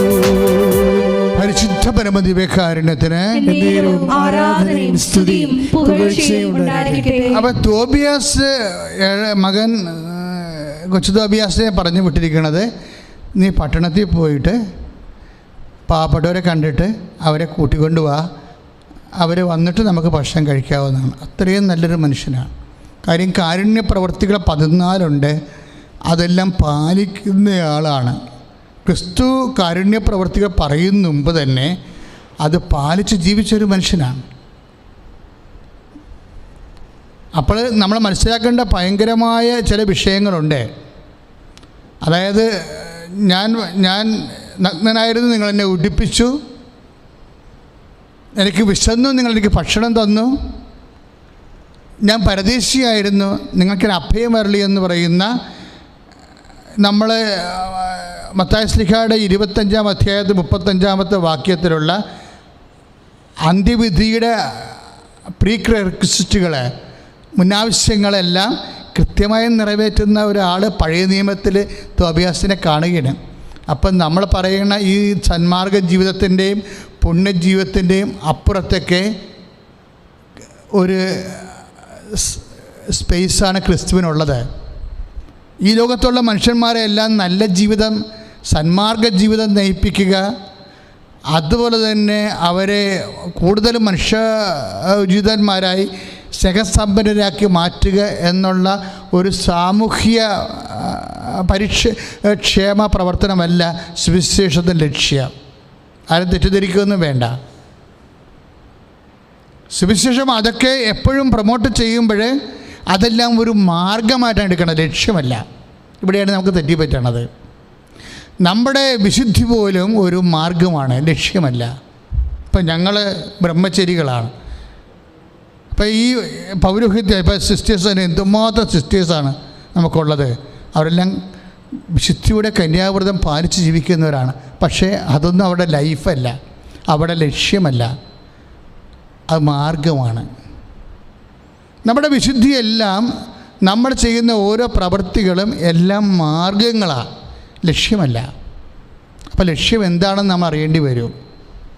ലക്ഷ്യം എന്താണെന്ന് അറിയേണ്ടി വരണമെങ്കിൽ നമ്മൾ തോബിയാസിനെ പഠിക്കണം. ഇപ്പോൾ തോബിയാസിന് എന്താ സംഭവിച്ചിരിക്കുന്നത്? തോബിയാസിനോട് വന്ന് കൊച്ചു തോബിയാസ്, മകൻ തോബിയാസ് പറഞ്ഞു, പട്ടണക്കാരും കണ്ടില്ല, പക്ഷേ ഒരു മൃതശരീരം നിരത്തിൽ കിടക്കണ കണ്ടെന്ന് പറഞ്ഞു. മൃതശരീരം. അപ്പോൾ സെന്നാച്ചെറിബ് അവർ കൊന്നു കളഞ്ഞതാണ്. കാര്യം ജൂദയിൽ നിന്ന് രക്ഷപ്പെടുന്നവരെല്ലാം കൊല്ലണ ഒരു കാലമായിരുന്നത്. അപ്പം അടക്കുന്നവനും ക്രിമിനൽ കുറ്റത്തിൽ ജയിലിലായി പോകും, അല്ലെങ്കിൽ നാട് കടത്തും. പക്ഷേ ഇത് ഒരു മൃതശരീരം കിടക്കണമെന്ന് കണ്ടപ്പോൾ തന്നെ ഈ മനുഷ്യൻ പിന്നെ ഭക്ഷണം കഴിച്ചില്ല. അവിടെ നിന്ന് എഴുന്നേറ്റ് പോയപ്പോഴെന്താണ്? സാബത്ത് ദിവസമാണ്. അടക്കണമെങ്കിൽ സൂര്യൻ അസ്തമിക്കണം. മൃതശരീരം ഒളിപ്പിച്ചു വെച്ചും ആ മനുഷ്യൻ അവിടെ ഇരുന്നു. സാബത്ത് കഴിഞ്ഞിട്ട് പോയി അത് അടക്കിയിട്ട് തിരിച്ചു വന്ന് ഒരു മതിലെ ചാരി ഇരിക്കുകയാണ്. മതിലെ ചാരി കാര്യം തളർച്ച കൊണ്ടേ, വീട്ടിൽ കയറാൻ പറ്റാതെ തളർച്ച കൊണ്ട് നമുക്കറിയാമല്ല, പട്ടിണി നിന്നിട്ടാണ് ഈ മൃതശരീരം സംസ്കരിക്കാൻ പോയത്. 6-7 മണിയാകുമ്പോൾ തിരിച്ചു വരുമ്പോൾ തളർന്നു പോയി ഉറങ്ങിപ്പോയി. ഒരു മതിലിൻ്റെ ചാരി ഉറങ്ങിപ്പോയപ്പോൾ അവിടെ ആ മതിലെ ഇരുന്ന കുരുവി കാട്ടുചെത് ഈ മനുഷ്യൻ്റെ കണ്ണിന് വീണ് കണ്ണിൻ്റെ കാഴ്ച പോയി. ഇപ്പോൾ എന്നാ പറ്റി ഒന്ന് ചിന്തിച്ച് നോക്കിയേ. കണ്ണിൻ്റെ കാഴ്ച പോയി. ഇതിവിടെ ഇങ്ങനെ ഞാൻ നിർത്തുകയാണ് ഈ വിഷയം. അതായത് അത് സ്തുതിക്കട്ടെ. ഹല്ലേലൂയ, ഹല്ലേലൂയ, ഹല്ലേലൂയ, ഹല്ലേലൂയ, യേശുവേ നന്ദി, യേശുവേ ആരാധന. ജീവിതത്തിൽ ആകസ്മികമായി നടക്കുന്ന സംഭവങ്ങളിലെല്ലാം ദൈവഹിതം ആരായുവാനുള്ള കൃപ പ്രദാനം ചെയ്യണമേ. ഹല്ലേലൂയ, ഹല്ലേലൂയ, ഹല്ലേലൂയ, യേശുവേ നന്ദി, യേശുവേ പരിശുദ്ധ പരമദിവ്യകാരുണ്യത്തിന് ആരാധനയും സ്തുതിയും പുകഴ്ചയും ഉണ്ടായിരിക്കട്ടെ. അച്ഛൻ ഇത് പറയണമെന്നറിയാവോ? അതായത് പലരും വിശുദ്ധിയോട് ജീവിക്കുന്നുണ്ട്, അതുപോലെ തന്നെ കുടുംബ പ്രാർത്ഥന മുടക്കണില്ല, അല്ലേ? ഞായറാഴ്ച കുർബാനയ്ക്ക് പോകാൻ പറ്റുന്നില്ലെങ്കിലും ലോക്ക്ഡൗൺ ആയതുകൊണ്ടും കൃത്യമായിട്ട് കുർബാന പങ്കെടുക്കുന്നുണ്ട്, ഓൺലൈനിലാണെങ്കിലും പങ്കെടുക്കുന്നുണ്ട്. പറ്റുന്ന പോലെയൊക്കെ നമ്മൾ ദൈവത്തിന് വേണ്ടി ജീവിക്കുന്നുണ്ട്. പക്ഷേ ഇങ്ങനെയൊക്കെ നമ്മൾ വിശുദ്ധിയോടെ ജീവിക്കുമ്പോഴും പലരുടെയും മനസ്സിലുള്ള എന്താണെന്നറിയാവോ? കർത്താവേ, ഞാൻ ഇങ്ങനെയൊക്കെ ജീവിക്കുന്നത്, എനിക്ക് പണിയുണ്ടാക്കരുത് നീ. അതാണ് പലരും എന്നോട് സങ്കടത്തെ ചോദിച്ചിട്ടുണ്ട്. അച്ഛാ, ഞാൻ കുഞ്ഞുനാൾ മുതൽ ഓൾട്ടർ ബോയാണ്, ഞങ്ങളുടെ വീട്ടിൽ കുടുംബ പ്രാർത്ഥന മുടക്കിയിട്ടില്ല. എല്ലാവരും ദൈവത്തെ തള്ളി പറയുമ്പോഴും ഞാൻ ദൈവത്തെ ഓൺ ചെയ്ത കുടുംബത്തിൽ ഒരുപക്ഷെ ഒരാൾ മാത്രം, ഞാൻ മാത്രമാണ് പള്ളിയുമായിട്ട് ബന്ധമുള്ള. ബാക്കി ആർക്കും പള്ളിയോട് ദൈവികമായ കാര്യങ്ങളോട് അവർ റെഗുലർ അല്ല. ഒത്തില്ലെങ്കിൽ ജീവിക്കുന്ന ആൾക്കാരാണ്. പക്ഷേ അവർക്കാർക്കും ഒരു കുഴപ്പമില്ല. അവർക്ക് വളരെ അടിച്ചു പൊളിച്ച് ജീവിക്കുന്നുണ്ട്. അവർക്ക് സന്തോഷമാണ്, അവർക്ക് ജീവിതം തന്നെ രസകരമാണ്. പക്ഷേ എൻ്റെ ജീവിതത്തിലെ ഞാൻ ഇത്രയും ദൈവത്തോട് അടുത്ത് നിൽക്കുമ്പോഴും എൻ്റെ ജീവിതത്തിൽ ഭയങ്കര വിഷമതകളും, എൻ്റെ ജീവിത പങ്കാളിയാണെങ്കിൽ തന്നെ ഒരിക്കലും ഒരു സമാധാനമായിട്ട് എന്നോട് പെരുമാറണില്ല. മക്കൾ ചിലപ്പോൾ എന്നോട് അതുപോലെ ഞാൻ കൊടുക്കുന്ന അതേ സ്നേഹം എനിക്ക് തിരിച്ചു തരണില്ല. സാമ്പത്തിക മേഖലയൊക്കെ ഒത്തിരി തകർച്ച ഉണ്ട്. ഇതെന്താണ് വെച്ചാൽ ഇങ്ങനെ സംഭവിക്കണത്? ഇതൊന്നും ഇല്ലാത്തവർക്കൊരു പ്രശ്നവും ഇല്ലല്ല. അപ്പോഴും ഞാൻ എൻ്റെ ചേട്ടന്മാരോട്, ആ ചേമാരോടൊക്കെ എൻ്റെ ഈ ഭക്തിയും പ്രാർത്ഥനയൊക്കെ കാണുമ്പോൾ പറയടാ, നീ എൻ്റെ പ്രാർത്ഥനയൊക്കെ ഒന്ന് നിർത്ത്, ഒന്ന് കുറക്ക്. അപ്പം ഞങ്ങളെപ്പോലെ മര്യാദക്ക് ജീവിക്കാൻ നോക്കും ജീവിതമായിട്ട് ബന്ധപ്പെട്ട്. അല്ലെങ്കിൽ ഈ അധികം ദൈവത്തെ അധികം അടുപ്പിച്ച് കഴിഞ്ഞാൽ നമുക്ക് പണി കിട്ടും. അതൊക്കെ ആർക്കറിയാൻ പാടില്ലാത്തത്. ഞങ്ങളെ കണ്ടില്ലേ, ദൈവത്തിന് ഒരു പരിധി വരെ പുറത്തേ നിർത്തത്തുള്ളൂ. ഒത്തിരി അടുപ്പമില്ല, ഒത്തിരി അകുലമില്ല. അങ്ങനെ ഒരു റെസ്പെക്റ്റബിൾ ഡിസ്റ്റൻസ് അങ്ങ് കീപ്പ് ചെയ്താൽ മതി എന്നാണ് ചേട്ടന്മാരും എന്നെ ഉപദേശിക്കുന്നത്. സത്യം പറഞ്ഞാൽ എന്താണ് ഞാനും ചാകും, കുറച്ച് കഴിയുമ്പോൾ അവരും ചാകും. അപ്പോൾ എനിക്കും കിട്ടും, അവർക്കും കിട്ടും. എന്താണെന്ന് വെച്ച് കഴിഞ്ഞാൽ ദൈവം തരുന്നത് കിട്ടും. അപ്പോൾ ഇതിനകത്ത് എന്താ ഏറ്റക്കുറച്ചിൽ എന്താണ്? അങ്ങനെ പിന്നെ ജീവിതത്തിൽ എന്തിനാണ് ഞാൻ ഇത്രയും കഷ്ടപ്പെട്ട് പ്രാർത്ഥിക്കുകയും സൽപ്രവർത്തികൾ ചെയ്യുകയും ചെയ്യണത്? എനിക്കാണല്ല കൂടുതൽ ബുദ്ധിമുട്ട്. ഈ ചോദ്യം അങ്ങനെ നമുക്ക് എല്ലാവരും തന്നെ ചോദിക്കുന്ന ചോദ്യമാണ് കേട്ടോ. ഈ ചോദ്യം ശരിക്കും പറഞ്ഞാൽ ചോദിക്കേണ്ട ആൾ തോബിയാസാണ്. നോക്കി അയാളുടെ ലൈഫ് കണ്ട. ഇപ്പം എന്നാ പറ്റി? ഒരു സൽപ്രവൃത്തി, മൃതദേഹം സംസ്കരിക്കാൻ പോകുന്നതിൻ്റെ വകുപ്പിൽ പട്ടിണി നിന്ന് മൃതദേഹം സംസ്കരിക്കാൻ പോയതിൻ്റെ വകുപ്പിലാണ് ഈ മനുഷ്യൻ്റെ കണ്ണ് പോയിരിക്കുന്നത്. അപ്പോൾ നമുക്ക് ചോദിക്കും, ഈ കുരുവി അവിടെ ഇരിക്കണത് ദൈവത്തിന് അറിയാൻ പാടില്ലേ? ഇയാൾ നീതിമാനാണെന്ന് ദൈവത്തിന് അറിയാൻ പാടില്ലേ? ഈ നീതിമാനെ സംരക്ഷിക്കാൻ ദൈവം ഉണ്ടായിരുന്നെങ്കിൽ ദൈവത്തിന് ഇയാളെ സംരക്ഷിക്കാൻ പാടില്ലേ? അത് ഇനി കണ്ണിന് വീടാൻ തന്നെ കണ്ണ് പോകേണ്ട കാര്യമുണ്ടോ? അവിടെയും ദൈവത്തിന് സംരക്ഷിക്കാൻ പാടില്ലേ? ഇങ്ങനെ 100,000 ചോദ്യങ്ങൾ. ഇപ്പം നമ്മൾ തോബിയാസിൻ്റെ പുസ്തകം 2:14 2:9 ഈ വിഷയമുള്ളത്. 2:9 2:14 ഈ വിഷയം കൈകാര്യം ചെയ്യണത്. കുരുവി വന്നിരിക്കണത്, ഈ മനുഷ്യൻ്റെ കണ്ണ് പോണതുമൊക്കെ. അപ്പോൾ പ്രശ്നം വെച്ച് കഴിഞ്ഞാൽ ന്യായമായി ചോദിക്കാൻ ഒത്തിരി ചോദ്യങ്ങൾ തോബിയാസിനുണ്ട്. കാര്യം കുടുംബക്കാർ മൊത്തത്തോടു കൂടി ആ വംശം തന്നെ, നഫ്താലി വംശം തന്നെ കർത്താവിനെ വിട്ടുപോയി ബാലിന് ബലിയർപ്പിച്ച കർഷികളാണ്. അവിടെ ഒറ്റയ്ക്ക് പിടിച്ചു നിന്ന ആളാണ്. ഇനി സ്വന്തം കുടുംബത്തിലുള്ളവർ പോലും നിഷിദ്ധമായ കൽപ്പനക്കെതിരായിട്ടുള്ള ഭക്ഷണം വിളമ്പിയപ്പോൾ അത് കഴിച്ചവരാണ്. അപ്പോഴും തോബിയാസ് പറയും, എൻ്റെ കർത്താവിനെക്കുറിച്ചുള്ള ഓർമ്മ എൻ്റെ മനസ്സിൽ നിറഞ്ഞു നിൽക്കണ കാരണം ഞാൻ പട്ടിണി നിന്നെന്ന് പറയും. ഈ മനുഷ്യന് പട്ടിണിയേ ഉള്ളൂ. ഇനി പെന്തക്കോസ്ത ദിവസം നല്ല ഭക്ഷണം കഴിക്കാമെന്ന് പറഞ്ഞപ്പോഴും കഴിക്കാൻ ആ ഭക്ഷണത്തെ തൊട്ടില്ലെന്ന് പറയത്തില്ല. അപ്പം തന്നെ വീണ്ടും മൃതശരീരത്തിൻ്റെ വാർത്ത വന്നു, പിന്നെയും പട്ടിണിയായിപ്പോയി. ഇപ്പം ചുണ്ടിനും കപ്പിനും ഇടയ്ക്ക് വെച്ച് ഒത്തിരി ജീവിതം നഷ്ടപ്പെട്ട മനുഷ്യനാണ്. ചോദിക്കുക, അച്ഛാ ചുണ്ടിനും കപ്പിനുമായിരുന്നു എനിക്ക് ആ ജോലി കിട്ടേണ്ടതായിരുന്നു.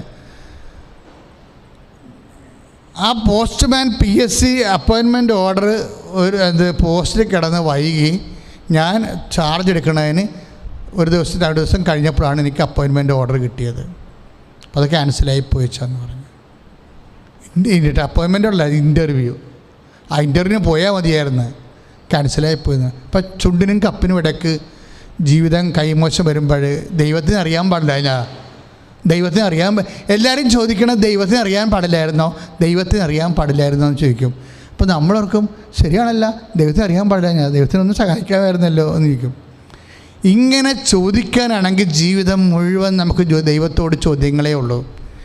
ഈ ചോദ്യങ്ങൾ എന്ന് നിനക്ക് അവസാനിക്കുന്നു അന്ന് മാത്രമേ നീ വിശ്വാസിയാകത്തുള്ളൂ. എന്നാണ് നിൻ്റെ മുമ്പിൽ ചോദ്യങ്ങൾ അവസാനിക്കണം? എന്താ കാര്യം? എന്താ അങ്ങനെ പറയാൻ കാര്യം എന്നറിയാവോ? അതായത് നമ്മളുടെ ഭക്തി, നമ്മളുടെ നീതി, നമ്മളുടെ സത്യം, നമ്മുടെ സൽപ്രവൃത്തി, ഇതൊക്കെ നമ്മൾ ചെയ്യുമ്പോൾ ഓരോ മനുഷ്യന്മാരും ഉള്ളിൽ വിചാരിക്കണം എന്താണ്, ഞാൻ സൽപ്രവൃത്തി ചെയ്യുന്നുണ്ട്. ഇപ്പോൾ ഉടമ്പടിയിൽ നമ്മൾ എന്തുമാത്രം സൽപ്രവൃത്തികൾ ചെയ്യുന്നല്ലേ, എന്തുമാത്രം ഭക്തിയിൽ നമ്മൾ വചനം ഓരോ ദിവസവും 1/2 മണിക്കൂർ വചനം വായിക്കുന്നു, എന്തുമാത്രം ഭക്തിയിൽ നമ്മൾ വചനം പ്രചരിപ്പിക്കുന്നു, എന്തുമാത്രം ഭക്തിയിൽ നമ്മൾ ഓരോരോ കാര്യങ്ങൾ നിറവേറ്റിയെടുക്കുന്നു. പക്ഷെ അങ്ങനെയൊക്കെ ചെയ്യുമ്പോൾ ദൈവമായിട്ട് ഒരു ബാർഗെയിനിങ് ടെൻഡൻസിയിലേക്ക് വരരുത്. കാര്യം നമ്മൾ 8:32 ഒക്കെ വായിക്കുന്ന പോലെ, Ephesians 8:32 വായിക്കുന്ന പോലെ ഇതിനെ നമ്മൾ ആഗ്രഹിക്കുന്നതിനേക്കാൾ കൂടുതലാണ് ദൈവത്തിന് നൽകാൻ കഴിയണത്. അപ്പോൾ ദൈവത്തിന് നൽകാൻ കഴിയുന്ന വിഷയങ്ങളെ അധികരിച്ചുകൊണ്ട് നമ്മൾ സൽപ്രവൃത്തികൾ ക്രമീകരിക്കുക, വിശുദ്ധിയെ ക്രമീകരിക്കുക, സുഹൃത്തുക്കളെ ക്രമീകരിക്കുക. ഇനി ഒറ്റ വാക്കിൽ പറഞ്ഞാൽ, ഞാൻ സുഹൃത്തോടു കൂടി ജീവിക്കുന്നു, അതുകൊണ്ട് നീ എനിക്ക് ഇന്ന കാര്യം നീ എനിക്ക് തരണം. ഞാൻ വിശുദ്ധിയോട് ജീവിക്കുന്നു, അതുകൊണ്ട് ഞാൻ ഇന്ന കാര്യങ്ങൾ എനിക്ക് തരണം. എനിക്ക് കേട് വരരുത്, എൻ്റെ തടി കേടാക്കരുത്, എനിക്ക് അപകടം വരരുത്, എനിക്ക് രോഗം വരരുത്, ഒന്നും വരരുത്. അപ്പോൾ പല ആൾക്കാരും പ്രാർത്ഥിക്കുന്നത് എന്തിനാണെന്ന് ചോദിച്ചാൽ, പല ആൾക്കാരും വിശുദ്ധിയോട് ജീവിക്കുന്നത് എന്താണെന്ന് ചോദിച്ചാൽ, പല ആൾക്കാരും ജീവിതത്തിൽ ദൈവത്തോട് അടുത്ത് നിൽക്കണത് എന്താണെന്ന് ചോദിച്ചാൽ ഒറ്റ വാക്യമേ ഉള്ളൂ, നമുക്ക് പണിയുണ്ടാക്കരുത് കർത്താവേ.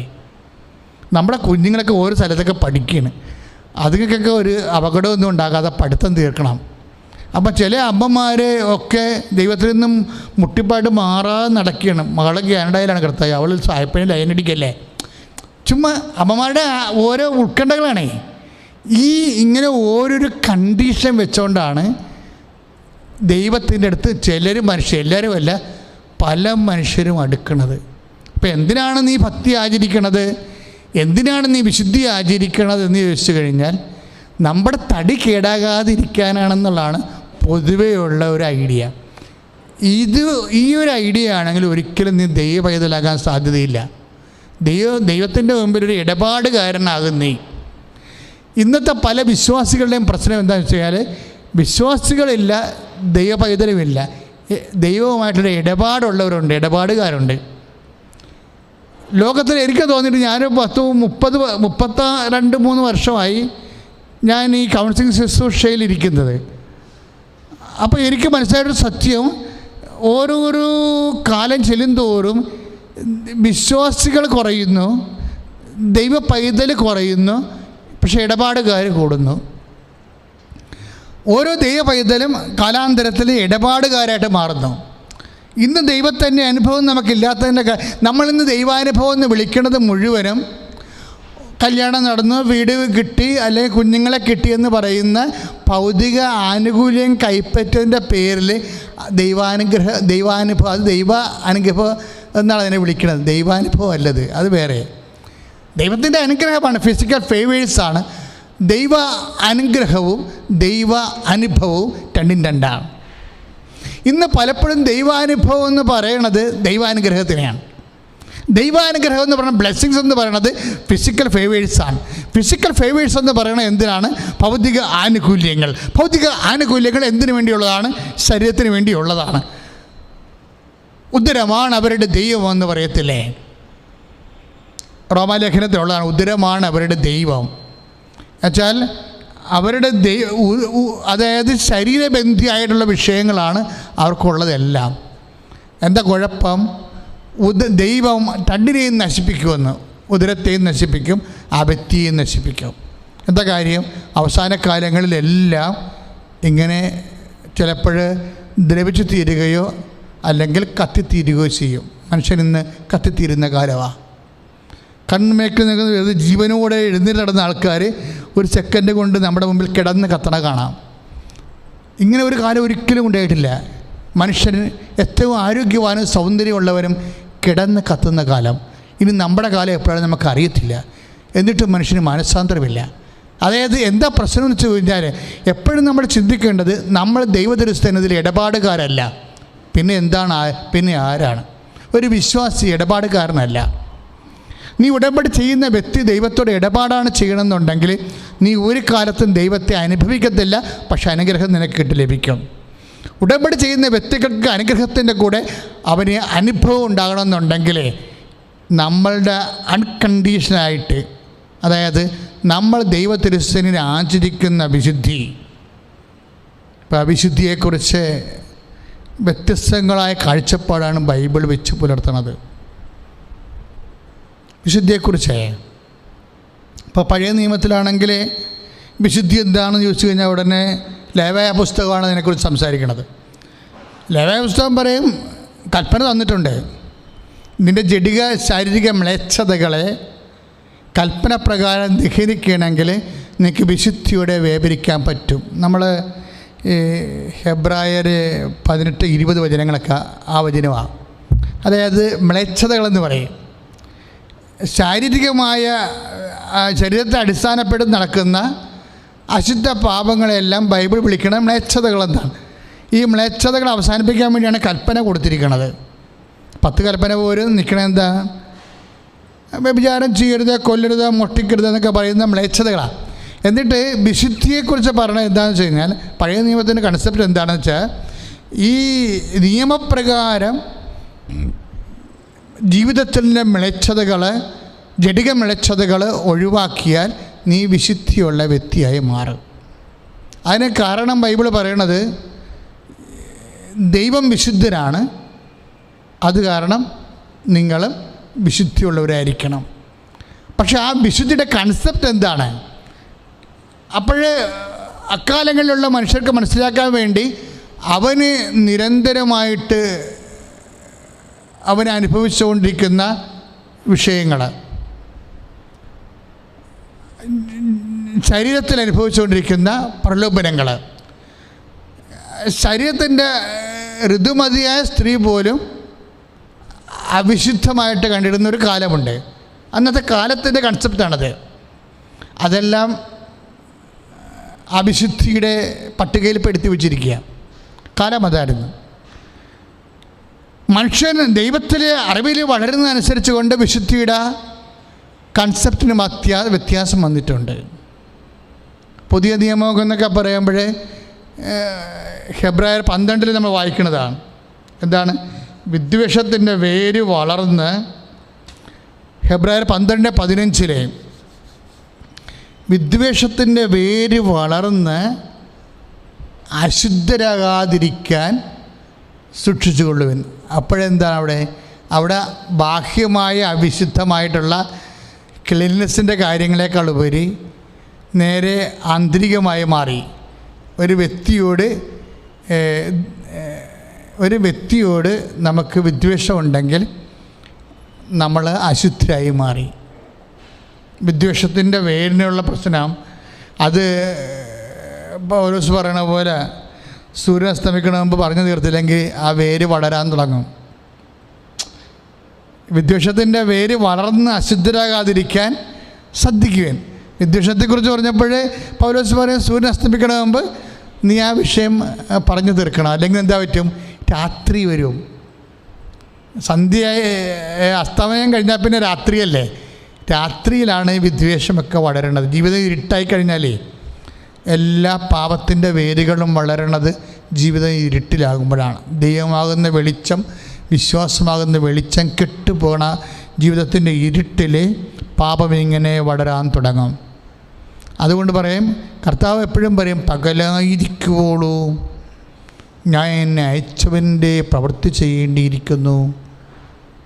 ആർക്കും വേല ചെയ്യാനാവാത്ത രാത്രികാലം അടുത്ത് വരികയാണല്ലോ. അപ്പോൾ രാത്രിയെയും അസ്തമയത്തിന് ശേഷമുള്ള സമയങ്ങളെയും ബൈബിള് കാണുന്നതിൻ്റെ ഉദ്ദേശിക്കുന്നത് വിശ്വാസം, ദൈവസ്നേഹമുള്ള ഒരു കാലമാണ് നമ്മളുടെ പകലെന്ന് പറയണത്. ദൈവസ്നേഹമായത് കാരണം നമ്മൾക്ക് ഇപ്പോൾ ഞാൻ വിശുദ്ധനായിരിക്കുന്നത് കൊണ്ട് നിങ്ങളും എൻ്റെ മുമ്പിൽ വിശുദ്ധരാകാൻ പറയും. അത് തന്നെ, ആ തിയറി തന്നെയാണ് പറയുന്നത്. നമ്മൾ യോഹന്നാൻ 1:8 വായിക്കണതും അല്ലെ 4:8 വായിക്കണത്. 1 യോഹന്നാൻ 4:8 ദൈവം സ്നേഹമാകുന്നു. അതുകൊണ്ട് എന്താ പറ്റും? നിങ്ങൾ സ്നേഹമുള്ളവരായിരിക്കണം. അല്ലെങ്കിൽ എന്താ പറ്റും? നിങ്ങൾ വിദ്വേഷമായിട്ടില്ലായിരിക്കണമെങ്കിൽ അശുദ്ധരായിത്തീരും. ഇപ്പം വിദ്വേഷം അശുദ്ധമാകണത് എന്തുകൊണ്ടാണ്? ദൈവസ്നേഹമായതുകൊണ്ടാണ്. നമ്മുടെ വിദ്വേഷം അശുദ്ധമാകണത് എന്തുകൊണ്ടാണ്? ദൈവസ്നേഹമായതുകൊണ്ടാണ്. ഇപ്പം സ്നേഹത്തിൽ വസിക്കുമ്പോൾ മാത്രമേ ദൈവത്തിൽ വസിക്കാൻ പറ്റത്തുള്ളെന്ന് യോഹന്നാൻ പറയണത് അതാണ്. ഇപ്പം 4:8 താഴെ, 1 യോഹന്നാൻ 4:8 താഴെയുണ്ട്. അതായത് ദൈവത്തിൽ വസിക്കണമെങ്കിൽ സ്നേഹത്തിൽ വസിച്ചാൽ മാത്രമേ ദൈവത്തിൽ വസിക്കാൻ പറ്റത്തുള്ളൂ എന്ന്. കാര്യം ദൈവം സ്നേഹമാകുന്നു എന്ന് പറയും. അപ്പം നമ്മുടെ വിദ്വേഷം എന്തുകൊണ്ടാണ് പാപമാകണത്? ദൈവം സ്നേഹമായതുകൊണ്ടാണ്. അപ്പോൾ അത് പഴയ നിയമത്തിൻ്റെ കൺസെപ്റ്റുമായിട്ട് യോജിച്ച് പോണതാണത്. കാര്യം എന്താണ്? നിങ്ങൾ വിശുദ്ധരായിരിക്കണം. കാര്യം നിൻ്റെ കർത്താവായ ദൈവം ഞാൻ വിശുദ്ധനായിരിക്കുന്നു, വിശുദ്ധിയുള്ളവനായിരിക്കുന്നു. അപ്പം ദൈവത്തിനോട് അടിസ്ഥാനപ്പെടുത്തിക്കൊണ്ടാണ് വിശുദ്ധ അവിശുദ്ധ നിയമങ്ങളെ ബൈബിള് വെളിപ്പെടുത്തുന്നത്. പ്രാർത്ഥിക്കുക, കർത്താവായ ദൈവമേ, കർത്താവായ ദൈവമേ, കർത്താവായ ദൈവമേ, കർത്താവായ ദൈവമേ, വിശുദ്ധിയിൽ ജീവിക്കുവാൻ ദൈവത്തെ മാത്രം പരാമർശിക്കുന്ന സുവിശേഷ ചൈതന്യത്താൽ എന്നെ ഉണർത്തണമേ. ഹല്ലേലൂയ, ഹല്ലേലൂയ, ഹല്ലേലൂയ, ഹല്ലേലൂയ. യേശുവേ സ്തുതി. ഹല്ലേലൂയ, ഹല്ലേലൂയ, ഹല്ലേലൂയ. യേശുവേ നന്ദി. ഹല്ലേലൂയ, ഹല്ലേലൂയ, ഹല്ലേലൂയ. ഞങ്ങളുടെ വിശുദ്ധിയെ അങ്ങ് പരിപോഷിപ്പിക്കണമേ. Hallelujah, hallelujah. ഉണർത്തണമേ, എന്നെ ഉണർത്തണമേ, ആത്മാവാൽ എന്നെ ഉണർത്തണമേ. ഉണർത്തണമേ, എന്നെ ഉണർത്തണമേ, ആത്മാവാൽ എന്നെ ഉണർത്തണമേ. ഞാൻ ഉണർന്നാലും ദേശം ഉണരും. ഉണർത്തണമേ, എന്നെ ഉണർത്തണമേ. ഞാൻ ഉണർന്നാലും ദേശം ഉണരും. ഉണർത്തണമേ എന്നെ ഉണർത്തണമേ. ഉണർത്തണമേ എന്നെ ഉണർത്തണമേ, ആത്മാവാൽ എന്നെ ഉണർത്തണമേ. ഉണർത്തണമേ എന്നെ ഉണർത്തണമേ, ആത്മാവാൽ എന്നെ ഉണർത്തണമേ. ഞാൻ ഉണർന്നാൽ എൻ ദേശം ഉണരും. ഉണർത്തണമേ എന്നെ ഉണർത്തണമേ, ഞാൻ ഉണർന്നാൽ എൻ ദേശം ഉണരും. ഉണർത്തണമേ എന്നെ. സ്തുതിക്കട്ടെ. ഹല്ലേലൂയ ഹല്ലേലൂയ യേശുവേ, ഹല്ലേലൂയ ഹല്ലേലൂയ. ഉണർവിന്റെ വരം തരണമേ. Hallelujah hallelujah. അഭിഷേകത്താൽ നിറയ്ക്കണമേ. ഞങ്ങളുടെ അന്തരംഗങ്ങളെ വിശുദ്ധീകരിക്കണമേ, അങ്ങേ ആത്മാവാൽ നിറയ്ക്കണമേ, ജ്വലിപ്പിക്കണമേ. ഹല്ലേലൂയ ഹല്ലേലൂയ ഹല്ലേലൂയ. പാപത്തിൽ ഉറങ്ങും മാനവരെല്ലാം ഉണരും, ആത്മാവാൽ ഉണരും. പാപത്തിൽ ഉറങ്ങും മാനവരെല്ലാം ഉണരും, ആത്മാവാൽ ഉണരും. പാപം വളർത്തും കോട്ടകളെല്ലാം തകരും, ആത്മാവാൽ തകരും. പാപം വളർത്തും കോട്ടകളെല്ലാം തകരും, ആത്മാവാൽ തകരും. ഞാൻ ഉണർന്നാൽ എൻ ദേശം ഉണരും. ഉണർത്തണമേ എന്നെ ഉണർത്തണമേ, ഞാൻ ഉണർന്നാൽ എൻ ദേശം ഉണരും. ഉണർത്തണമേ എന്നെ ഉയർത്തി. ഉണർത്തണമേ എന്നെ ഉണർത്തണമേ, ആത്മാവാൽ എന്നെ ഉണർത്തണമേ.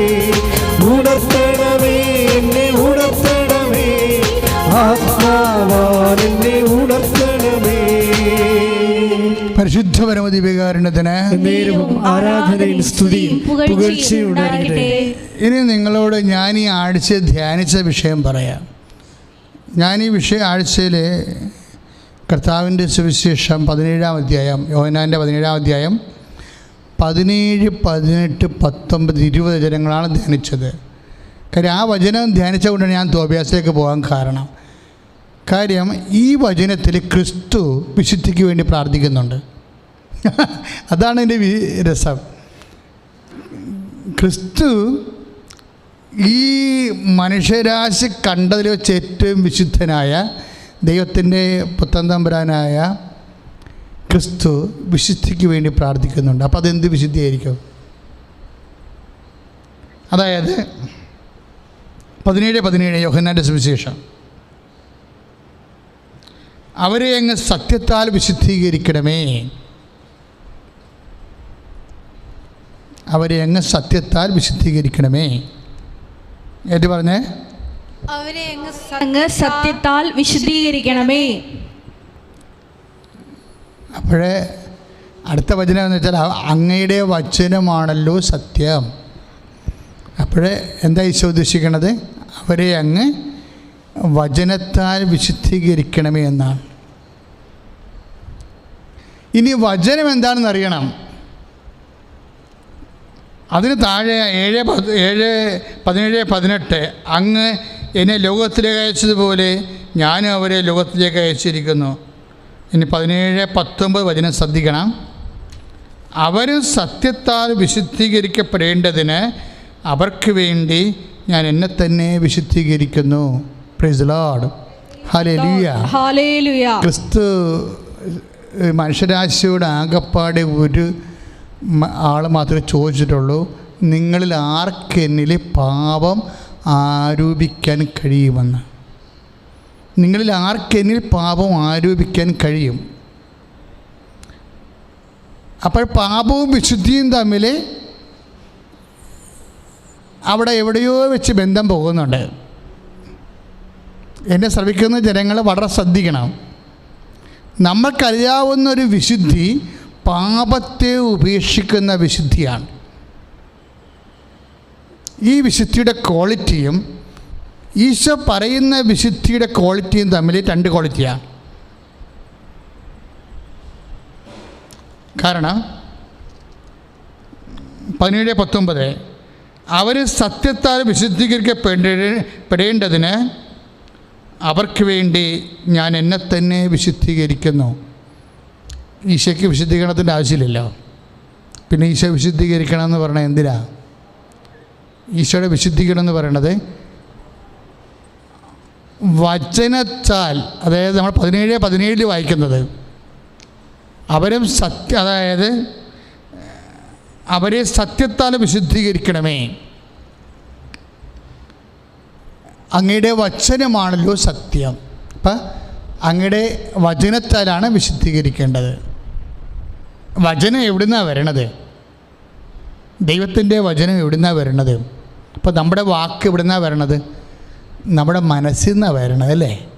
നമ്മുടെ വാക്ക് എവിടുന്നാണ് വരണത്? നമ്മുടെ മനസ്സിൽ നിന്നാണ് വരണത്. അപ്പോൾ ദൈവത്തിൻ്റെ വാക്ക് എവിടുന്നാണ് വരണത്? ദൈവത്തിൻ്റെ മനസ്സിൽ നിന്നാണ് വരണത്. അപ്പോൾ ദൈവത്തിൻ്റെ മനസ്സിൽ നിന്ന് വരണത് വാക്കുകൾ എന്താണ്? മനസ്സിൻ്റെ ഇഷ്ടങ്ങളാണ് വാക്കുകളായിട്ടും വചനമായിട്ടും വരണത്. എന്ന് വെച്ചാൽ എന്താ അർത്ഥം? ദൈവത്തിൻ്റെ ഇഷ്ടമാണെന്ന് അർത്ഥം. സത്യമെന്ന് പറഞ്ഞാൽ എന്താണ്? വചനമാണ്. വചനമെന്ന് പറഞ്ഞാൽ എന്താണ്? ദൈവത്തിൻ്റെ വാക്കാണ്. ദൈവത്തിൻ്റെ വാക്കെന്ന് പറഞ്ഞാൽ എന്താണ്? ദൈവത്തിൻ്റെ മനസ്സിലിരിപ്പാണ്, ദൈവത്തിൻ്റെ ഇഷ്ടമാണ്. അപ്പോൾ ദൈവത്തിൻ്റെ ഇഷ്ടമാണ് ദൈവത്തിൻ്റെ വാക്ക്. ആ ദൈവത്തിൻ്റെ വാക്കാണ്, വചനമാണ് സത്യം. അപ്പോൾ സത്യം എന്ന് പറഞ്ഞാൽ എന്താണ്? ദൈവത്തിൻ്റെ മനസ്സിലിരിപ്പാണ്, ദൈവത്തിൻ്റെ ഇഷ്ടമാണ്. ഈ ദൈവത്തിൻ്റെ ഇഷ്ടം, ശ്രദ്ധിക്കുക, നമ്മളെ വിശുദ്ധീകരിക്കുന്നത് എന്താണ്? നമ്മളെ കൊടുക്കുന്ന ദൈവത്തിൻ്റെ ഇഷ്ടമാണ്, നമ്മളെ വിൽ ഓഫ് ഗോഡാണ് നമ്മളെ വിശുദ്ധീകരിക്കുന്നത്. You got the point? നമ്മളെ വിശുദ്ധീകരിക്കുന്നത് എന്താണ്? വിൽ ഓഫ് ഗോഡാണ് വിശുദ്ധീകരിക്കുന്നത് നമ്മളെ. കർത്താവ് അവർക്ക് വേണ്ടി ഞാൻ എന്നെ തന്നെ വിശുദ്ധീകരിക്കണം എന്നല്ല ഈശോ പറഞ്ഞത്. പിതാവേ, യേശുവിൽ ഈ ലോകം കണ്ട ഏറ്റവും വലിയ അവിശുദ്ധനായി പോയനം എപ്പോഴാണ്? ഗെത്സമനിൽ വെച്ച് ഒറ്റ വാക്ക് പറഞ്ഞാണ് ഈശോ വിശുദ്ധനായത്. എന്നുവെച്ചാൽ ലോകത്തിൽ ഈശോനേക്കാൾ വലിയ വിശുദ്ധനില്ലാതായിപ്പോയി. എന്താ കാരണം? പിതാവേ, എൻ്റെ ഇഷ്ടമല്ല, അങ്ങയുടെ ഇഷ്ടം നിറവേറട്ടെ. അപ്പോൾ വിൽ ഓഫ് ഗോഡാണ്, ദൈവത്തിൻ്റെ ഇഷ്ടമാണ് നമ്മളെ അതാണ് ഈശോയാണ് അത്രയും കൃത്യമായിട്ട് പറഞ്ഞിരിക്കുന്നത്. ഒരു പക്ഷേ ഏറ്റവും കൂടുതൽ നാം പഠിക്കേണ്ട ഒരു സബ്ജക്റ്റാണിത്. കാര്യം നമ്മൾ വിചാരിച്ചുകൊണ്ടിരുന്ന മുഴുവനും പാപം ഒഴിവാക്കുമ്പോൾ വിശുദ്ധി ഉണ്ടാകുമെന്നാണ്. ഈശോ എന്താ പറഞ്ഞത്? നിങ്ങൾ ആർക്കെങ്കിലും പാപം ആരോപിക്കാൻ കഴിയുമെന്ന് ചോദിച്ചില്ലേ? നിങ്ങളിൽ ആർക്കെങ്കിലും പാപം ആരോപിക്കാൻ കഴിയും? അപ്പോൾ ഈശോയ്ക്ക് പാപമില്ലല്ലോ. പിന്നെ എന്താണ് ഈശോ ഇപ്പോൾ പറഞ്ഞിരിക്കുന്നത്? പാപമില്ലാത്ത ഈശോ എന്നാ പറഞ്ഞിരിക്കുന്നത്? അവർ സത്യത്താൽ വിശുദ്ധീകരിക്കപ്പെടേണ്ടതിന് 7:19 അവർക്ക് വേണ്ടി ഞാൻ എന്നെ തന്നെ വിശുദ്ധീകരിക്കുന്നു. ആ വിശുദ്ധീകരണം എന്താണ്? ആ വിശുദ്ധീകരണം എന്താണ്? പരപിതാവിൻ്റെ ഇഷ്ടത്തിന് ഈശോ കീഴ്വഴങ്ങിയതാണ് ഈശോയുടെ വിശുദ്ധീകരണം. Will of God is the means of sanctification. നമ്മുടെ വിശുദ്ധി എന്ന് പറയണത് ദൈവത്തിൻ്റെ തിരുമനസ്സാണ്. പലരും നമ്മൾ ഇപ്പം അത് എപ്പോഴും മനസ്സിലാക്കേണ്ടത്, നമ്മൾ ഓരോരോ ഇപ്പം തോബിയാസ് ജീവിതത്തിൽ സൽപ്രവൃത്തികളും സൽകൃത്യങ്ങളൊക്കെ ചെയ്ത നീതിമാനായ സത്യത്തിൽ ജീവിച്ച മനുഷ്യനാണെന്ന് പറയുന്നുണ്ട്. പക്ഷെ അങ്ങനെ പറയുമ്പോഴും ആ മനുഷ്യൻ്റെ കണ്ണിലാണ് കാഷ്ടം വീണിട്ട് കണ്ണ് പോയത്. അപ്പോൾ ഇത്രയും വലിയ വിശുദ്ധിയോടെ അതുപോലെ തന്നെ സൽകൃത്യങ്ങൾ ചെയ്ത് ജീവിച്ച മനുഷ്യനെ എന്തുകൊണ്ടാണ് ദുരന്തങ്ങൾ ഉണ്ടായതെന്ന് ചോദിച്ചു കഴിഞ്ഞാൽ that is the will of God. Tobias വിശുദ്ധനായതുകൊണ്ട് ദൈവത്തെപ്പോലെ വിശുദ്ധനാകാൻ സത്യത്താൽ വിശുദ്ധീകരിക്കുകയാണ്. ഈശോ എന്താ പറഞ്ഞത്? മനുഷ്യനെ വിശുദ്ധീകരിക്കേണ്ടത് സത്യമാണ്. യോഹന്നാൻ 17:17 മനുഷ്യനെ വിശുദ്ധീകരിക്കേണ്ടത് സത്യമാണ്. കൽപ്പനയേക്കാൾ ഉപരി സത്യമാണ് മനുഷ്യനെ വിശുദ്ധീകരിക്കേണ്ടത്. സത്യം എന്താണ്? അങ്ങയുടെ വചനമാണുള്ള സത്യം. വചനം എന്താണ്? അത് ദൈവത്തിൻ്റെ മനസ്സാണ്. നിന്നെക്കുറിച്ചുള്ള ദൈവത്തിൻ്റെ മനസ്സാണ് നിന്നെക്കുറിച്ചുള്ള ദൈവത്തിൻ്റെ വചനം. തോബിയാസ് വ്യത്യസ്തങ്ങളായ ജീവിത മേഖലകളിലെ സൽപ്രവൃത്തികളോടെ സൽകൃത്യങ്ങളോടെ നീതിമാനായി സത്യസന്ധനായി ജീവിച്ച മനുഷ്യനാണെങ്കിലും ആ മനുഷ്യൻ്റെ ഓരോ ഘട്ടങ്ങളിലും അശ്വനിപാതങ്ങൾ അതുപോലെ തന്നെ അപകടങ്ങൾ എല്ലാം അവകാശമോഹര്യമായി തീരുമ്പോൾ നമ്മൾ ചോദിക്കും, for what we should believe, നമ്മൾ എന്തിനു വേണ്ടി വിശ്വസിക്കണം എന്ന് നമ്മൾ ചോദിക്കും. നമ്മളിങ്ങനെയൊക്കെ ജീവിച്ചിട്ടും നമ്മളിങ്ങനെയൊക്കെ ദൈവമേ എന്ന് പറഞ്ഞ് ജീവിച്ചിട്ടും ദശാംശം കൊടുത്തിട്ടും പ്രാർത്ഥന നടത്തിയിട്ടും പള്ളിയിൽ കുർബാനയ്ക്ക് മുടങ്ങാതെ പോയിട്ടും എല്ലാ കാര്യങ്ങളും ചെയ്തിട്ടും നമ്മൾക്ക് രോഗങ്ങളാണല്ലോ എന്ന് പറയുമ്പോൾ അതാണ് നിന്നെക്കുറിച്ചുള്ള ദൈവത്തിൻ്റെ പദ്ധതിയെങ്കിൽ, അതാണ് നിന്നെക്കുറിച്ചുള്ള വചനമെങ്കിൽ, സത്യമെങ്കിൽ, അതാണ് നിന്നെക്കുറിച്ചുള്ള ദൈവത്തിൻ്റെ മനസ്സെങ്കിൽ, നീ എന്തനുഭവിക്കുന്നു, നിൻ്റെ മനസ്സിന് വിഖ്യാതമായിട്ട് നീ നിൻ്റെ ജീവിതത്തിൽ നിൻ്റെ മനസ്സാക്ഷിക്കും നിൻ്റെ താല്പര്യങ്ങൾക്കും നിൻ്റെ ആഗ്രഹങ്ങൾക്കും എതിരായിട്ട് നിൻ്റെ ജീവിതത്തിൽ സംഭവിക്കുന്നുവോ അത് when we take the name of Jesus Christ at the will of God, you will be satisfied in the name of Jesus Christ. അവൻ്റെ നാമത്തിലാണ് നമ്മൾ അപ്പോഴ് വിശുദ്ധീകരിക്കപ്പെടുന്നത്. ദൈവത്തിലെ that means what is happening, നമ്മളെ എന്താണ് വിശുദ്ധീകരിക്കണത്? ആ ദൈവത്തിന് നമ്മളെക്കുറിച്ചുള്ള കൽപ്പനകളല്ല നമ്മളെ വിശുദ്ധീകരിക്കണത്. നമ്മുടെ ഭക്തിയും പ്രാർത്ഥനയും വിശുദ്ധിയും അതുപോലെ സുഹൃതങ്ങളും ഒന്നല്ല മനുഷ്യനെ വിശുദ്ധീകരിക്കുന്നത്. അതൊക്കെ വിശുദ്ധീകരിക്കുമ്പോഴും ദൈവവചനം കർത്താവിനെക്കുറിച്ചുള്ള കാഴ്ചപ്പാട് പങ്കുവെക്കുമ്പോഴേ അങ്ങയുടെ വചനമാണല്ലോ സത്യമെന്ന് പറയുമ്പോൾ അവർക്ക് വേണ്ടി ഞാൻ എന്നെ തന്നെ വിശുദ്ധീകരിക്കണമെന്ന് പറയുമ്പോൾ അവർക്ക് വേണ്ടി ഈശോയെ എങ്ങനെയാണ് വിശുദ്ധീകരിച്ചത്? വിൽ ഓഫ് ഗാഡ്, പരപിതാവിൽ അതിവിശുദ്ധനായിരുന്ന കർത്താവ് പിന്നെ എന്തിനാണ് വിശുദ്ധീകരിക്കപ്പെടണമെന്ന് പറയണത്? അതിൻ്റെ അർത്ഥം എന്താണ്? ദൈവപിതാവിൻ്റെ മനസ്സാണ് ഒരു വ്യക്തിയെ വിശുദ്ധീകരിക്കണത്. ദൈവപിതാവ് നീ വിശുദ്ധനാകാം, നീ ചിലപ്പോൾ പാപം ഒഴിവാടി ജീവിക്കുന്ന ആളാകാം, 2 ആഴ്ച കുടുംബം കുമ്പസാരിക്കുന്ന വ്യക്തിയാകാം, അതുപോലെ തന്നെ നീ ദാനധർമ്മം ചെയ്യുന്ന വ്യക്തിയാകാം, നീ സൗമ്യതയും ജ്യോത്യോഭ്യാസനെ പോലെ നീതിമാനും സത്യസന്ധനുമാകാം. പക്ഷേ നിൻ്റെ ജീവിതത്തിൽ ദൈവഹിതമായിരിക്കത്തില്ല. അത് നിന്നെ വിശുദ്ധീകരിക്കണത് ദൈവഹിതമാണെങ്കിൽ അങ്ങനെയൊക്കെ വിശുദ്ധിയോടെ നീതിയോടെ സമാധാനത്തോടെ ജീവിച്ചു പോകുമ്പോൾ തന്നെ നിൻ്റെ ഇഷ്ടത്തിന് അനിഷ്ടമായിട്ട് എന്തെങ്കിലും ഒരു ജീവിതാനുഭവങ്ങൾ നിൻ്റെ ജീവിതത്തിൽ വന്നു കഴിയുമ്പോൾ if you take in the name of Jesus Christ, കർത്താവിൻ്റെ നാമത്തിലാണ് നമ്മൾ ദൈവത്തിൻ്റെ മനസ്സ് പോലെ, എന്നെക്കുറിച്ചുള്ള മനസ്സ് പോലെ, ദൈവത്തിൻ്റെ മനസ്സ് പോലെ ഞാൻ അക്സെപ്റ്റ് ചെയ്യണമെങ്കിൽ ആ ഒരു അശ്വനിപാദം നിന്നെ വിശുദ്ധീകരിക്കാം. എന്താ കാര്യം? അതാണ് നിന്നെ സംബന്ധിച്ചുള്ള വചനം, അതാണ് നിന്നെ സംബന്ധിച്ചുള്ള സത്യം.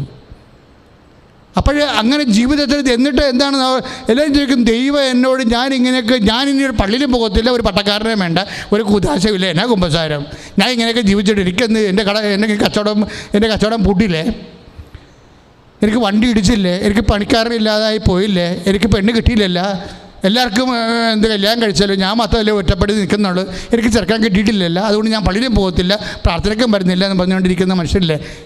നിങ്ങൾ ഇത് കേൾക്കണം. എന്താ കാര്യം? ഈ വിഷയങ്ങളെല്ലാം നിങ്ങൾ ചെയ്തു, സത്യമാണ്. നിങ്ങൾ കൃത്യമായി പള്ളിയിൽ പോയി, സത്യമാണ്. നിങ്ങൾ കൃത്യമായി കുടുംബ പ്രാർത്ഥന പങ്കെടുത്തു, അതൊക്കെ സത്യമാണ്. നിങ്ങൾ കൃത്യമായി ദാനധർമ്മം ചെയ്തു, അത് സത്യമാണ്.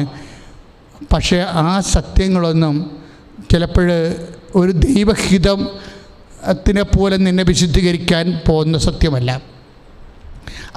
അത് സത്യമല്ലെന്ന് ഞാൻ പറഞ്ഞില്ല. ദൈവഹിതത്തിനെ പോലെ നിന്നെ വിശുദ്ധീകരിക്കാനുള്ള ക്വാളിറ്റി ഉണ്ടാകത്തില്ല. ഒരു പക്ഷേ ദൈവം നിന്നെ സമ്പൂർണ്ണമായി വിശുദ്ധീകരിക്കാൻ ഉദ്ദേശിക്കുന്നുണ്ടെങ്കിൽ നിൻ്റെ അനിഷ്ടത്തിന്, നിൻ്റെ ജീവിതം, നിൻ്റെ താല്പര്യങ്ങൾക്കെല്ലാം വ്യത്യസ്തങ്ങളായിട്ടുള്ള ദൈവ മനസ്സ് നീ സന്തോഷത്തോടെ നിറവേറ്റിയാൽ അവർ സത്യത്താൽ വിശുദ്ധീകരിക്കപ്പെടേണ്ടതിനെന്ന് ഈശോ പറഞ്ഞില്ലേ. ഈശോ വിശുദ്ധീകരിച്ചത് എന്താണ്? പരപിതാവിൻ്റെ മനസ്സ്, അപ്പാ അങ്ങയുടെ ഇഷ്ടമല്ല എൻ്റെ ഇഷ്ടമല്ല, അങ്ങയുടെ ഇഷ്ടം നിറവേറട്ടെ എന്ന് പറഞ്ഞപ്പോഴാണ് യേശു വിശുദ്ധീകരിക്കപ്പെട്ടത്. അതായത് ദൈവത്തിൻ്റെ ലെവലിലേക്കും ഒരു പക്ഷേ ആ ലെവലിനേക്ക് വലുതായിട്ട് കർത്താവ് ശരിക്കും നിങ്ങളും ഇതേപോലെ ചെയ്യണമെന്ന് പറഞ്ഞിട്ടുണ്ട് ഇല്ലേ. കാല് കഴുകാൻ ഈ ഗസ്തവരിക്ക് മുമ്പ് കാല് കഴുകാൻ വേണ്ടി വന്നില്ലേ, അപ്പോൾ ഈശോ പറഞ്ഞതാണ് നിങ്ങളും ഇതുപോലെ ചെയ്യണമെന്ന്. ഞാൻ സത്യത്താൽ വിശുദ്ധീകരിക്കപ്പെട്ടതുപോലെ ഞാൻ എൻ്റെ പിതാവിൻ്റെ തിരുമനസ്സ് നിറവേറ്റിക്കൊണ്ട് അവൻ്റെ നാമത്തിലെ വിശുദ്ധിയുടെ പരമകാഷ്ഠയിൽ എത്തിയതുപോലെ നിങ്ങളും ദൈവഹിതം സ്വീകരിച്ചുകൊണ്ട് ദൈവഹിതം അക്സെപ്റ്റ് ചെയ്തുകൊണ്ട് നിങ്ങളും വിശുദ്ധിയിലേക്ക്, അത് 13:15 യോഹന്നാൻ്റെ സുവിശേഷം 13:15, എന്തെന്നാൽ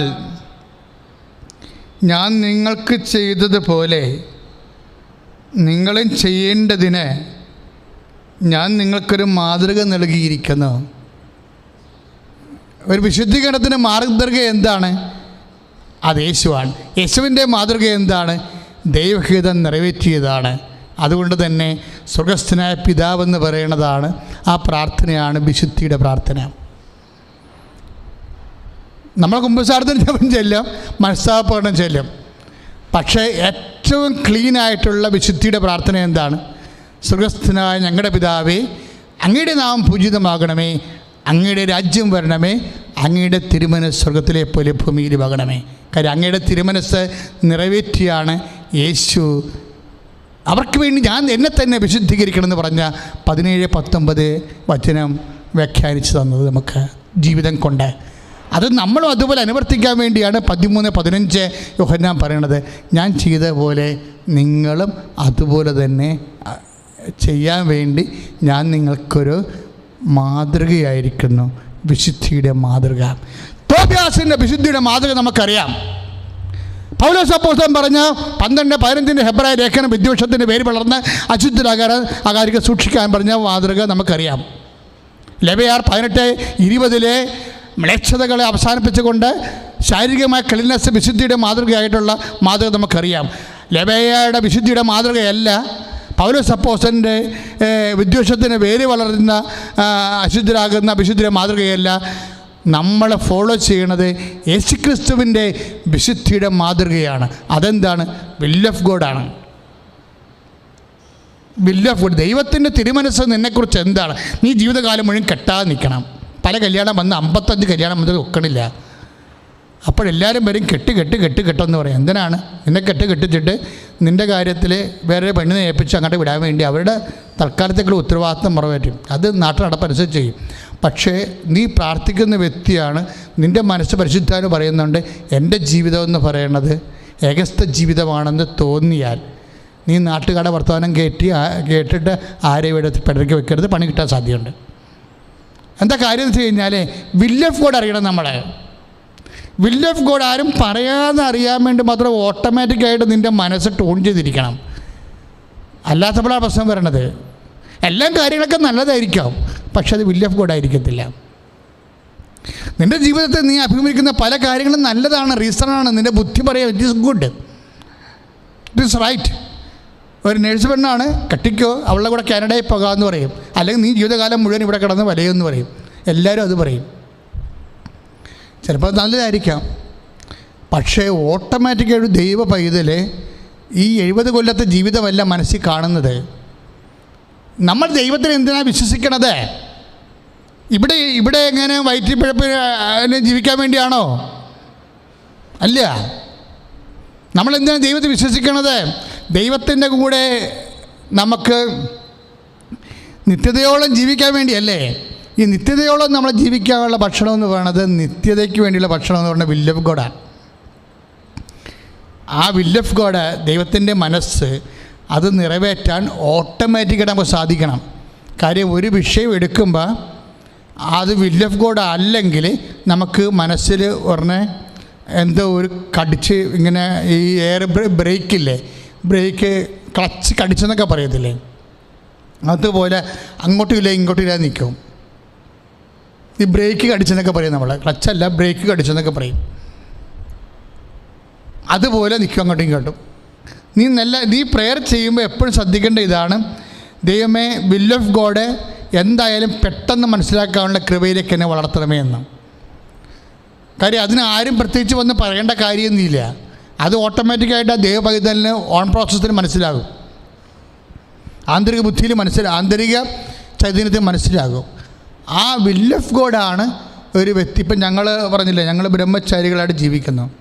ബ്രഹ്മചാര്യം കൊണ്ട് ഒന്നും സ്വർഗം നേടാനൊന്നും പറ്റത്തില്ല, നമുക്കറിയാം. സിസ്റ്റേഴ്സ് ഉണ്ട്, അവരെല്ലാം കന്യായിട്ട് ജീവിക്കുന്നു. ആ കന്യകത്വം കൊണ്ട് സ്വർഗം നേടാൻ പറ്റുമെന്നുള്ള, സ്വർഗം നേടാനല്ല, മഹത്വപൂർണമായ മഹത്വ പ്രവാഹത്തിൽ. കാര്യം ഞാൻ അമ്മ പരിശുദ്ധ അമ്മയെ നേരിട്ട് കണ്ട ആളാണ്. അതുകൊണ്ട് എനിക്കറിയാം ഇത് എന്താ സംഭവിക്കണമെന്ന്, സ്വർഗം എന്താണെന്നൊക്കെ വ്യക്തമായിട്ട് അറിയാം. അതുകൊണ്ടാണ് ഞാൻ ഇങ്ങനെ സംസാരിക്കുന്നത്. കാര്യം നമ്മൾ യഥാർത്ഥ സത്യം അറിഞ്ഞു കഴിഞ്ഞാൽ നമ്മൾ എന്ത് വിൽ ഓഫ് ഗോഡ് ഏറ്റെടുക്കാൻ തയ്യാറാകും. എന്തുകൊണ്ടാണ് മനുഷ്യൻ വിൽ ഓഫ് ഗോഡ് എടുക്കാത്തത്? ദൈവ ഇഷ്ടത്തിന് ഒരു മനുഷ്യന് മഹത്വീകരിക്കപ്പെടുന്ന എന്താണ്? അവനെ വിശുദ്ധീകരിക്കപ്പെടുന്നതാണ്. അവന് വിശുദ്ധീകരിക്കപ്പെടുന്ന എന്താണ്? അത് അവൻ വിൽ ഓഫ് ഗോഡ് എടുക്കുന്നതാണ്, ദൈവ തിരുമനസ് എടുക്കുന്നതാണ്. അപ്പോൾ ദൈവ തിരുമനസ് എടുത്തു കഴിഞ്ഞാൽ നമുക്ക് അല്പം പോലും മനസ്സിൽ പരിശുദ്ധാത്മാവുള്ളത് കാരണം ചാഞ്ചല്യം തോന്നത്തില്ല. ആരെല്ലാം എന്തെല്ലാം പറഞ്ഞാലും നമുക്ക് ചാഞ്ചല്യം തോന്നത്തില്ല. ഞാൻ ചെയ്ത ശരിയാണ്, അതിനിങ്ങനെ തന്നെ ഭവിഷ്യത്തൊക്കെ ഉണ്ടാകും. അത് ഞാൻ അനുഭവിക്കാൻ തയ്യാറാണ്. എൻ്റെ കർത്താവ് വിൽ ഓഫ് ഗോഡ് എടുത്തുകൊണ്ടാണ് ഈ പരുവത്തിലായിപ്പോയത്. പരപിതാവിൻ്റെ ഇഷ്ടം നിറവേറ്റത് കൊണ്ട് കർത്താവിന് ജാമ്യത്തിലാരും വിട്ടില്ല, പിടിച്ച് കുരിശത്തിറക്കേണ്ടി ചെയ്തത്. പക്ഷെ അതിൻ്റെ ഉള്ളിൽ യെശയ്യാ പ്രവാചകൻ പറയും, അവൻ ഹോമബലിയായി സമർപ്പിക്കുമ്പോൾ തന്നെ അവൻ്റെ രക്തത്തിൽ പിറക്കാൻ പോകുന്ന അനന്തര തലമുറയെ കണ്ടിട്ട് അവൻ പ്രത്യാശ നിർഭരമായ മനസ്സാണ് കുരിശിൽ കർത്താവ് അനുഭവിച്ചതെന്ന്. ആ വിൽ ഓഫ് ഗോഡ് എടുക്കുമ്പോൾ പ്രത്യാശ മനസ്സിലുണ്ടാകും. വിൽ ഓഫ് ഗോഡ് എടുക്കുന്ന എല്ലാവർക്കും വിശുദ്ധീകരണത്തിൻ്റെ ഒരു അറിവടയാളമാണ് പ്രത്യാശ എന്ന് പറയുന്നത്. ദൈവത്തിലെ എന്തെങ്കിലും കാര്യത്തിന് നീ എന്നാണ് ക്രിസ്ത്യാനിയാകണമെന്ന് ചോദിച്ചാൽ, എന്ന് നീ പരിഭവം അവസാനിപ്പിക്കുന്നു, പരാതികൾ അവസാനിപ്പിക്കുന്നു, എന്ന് നിനക്ക് വന്നിരിക്കുന്ന വിഷയങ്ങളെ വിൽ ഓഫ് ഗോഡായിട്ട് എടുത്തിട്ട് ആന്തരിക സന്തോഷമുണ്ടാകുന്നു, അന്ന് നീ ദൈവപൈതലായി മാറും. പ്രാർത്ഥിക്കുക. കർത്താവായ ദൈവമേ, എൻ്റെ ജീവിതത്തിലെ വിശുദ്ധിയുടെ മാനദണ്ഡമായി എൻ്റെ ഈശോ ഏറ്റെടുത്ത ദൈവ തിരുമനസ് നിറവേറ്റാനുള്ള ആത്മീയ അഭിഷേകം എനിക്ക് നൽകണമേ. ഞാൻ ഏറ്റെടുത്തിരിക്കുന്ന ജീവിത രീതികള് എന്ത് തന്നെയായാലും, വിവാഹമായാലും, സന്യസ്ത ജീവിതമായാലും, രഹസ്യ ജീവിതമായാലും, അതെല്ലാം ദൈവ തിരുമനസ്സാകുന്ന ലക്ഷ്യം നിറവേറ്റാനുള്ള മാർഗം മാത്രമാണെന്ന് വിശ്വസിച്ചുകൊണ്ട് എൻ്റെ ഭക്തിയും എൻ്റെ നീതിയും എൻ്റെ സുഹൃതവും എല്ലാം ദൈവ തിരുമനസ് നിറവേറ്റാനുള്ള എൻ്റെ പുണ്യജീവിതവും സുവിശേഷ സാക്ഷ്യ ജീവിതവും എല്ലാം ദൈവ തിരുമനസ് തിരുമനസ് നിറവേറ്റാനുള്ള മാർഗമാണ്. ലക്ഷ്യമെന്ന് പറയുന്നത് ദൈവ തിരുമനസ്സാണ്, അത് നിറവേറ്റുന്നതാണെന്ന് ആഴമായി എന്നെ ബോധ്യപ്പെടുത്തണമേ. ശ്രുതികട ഹല്ലേലൂയ.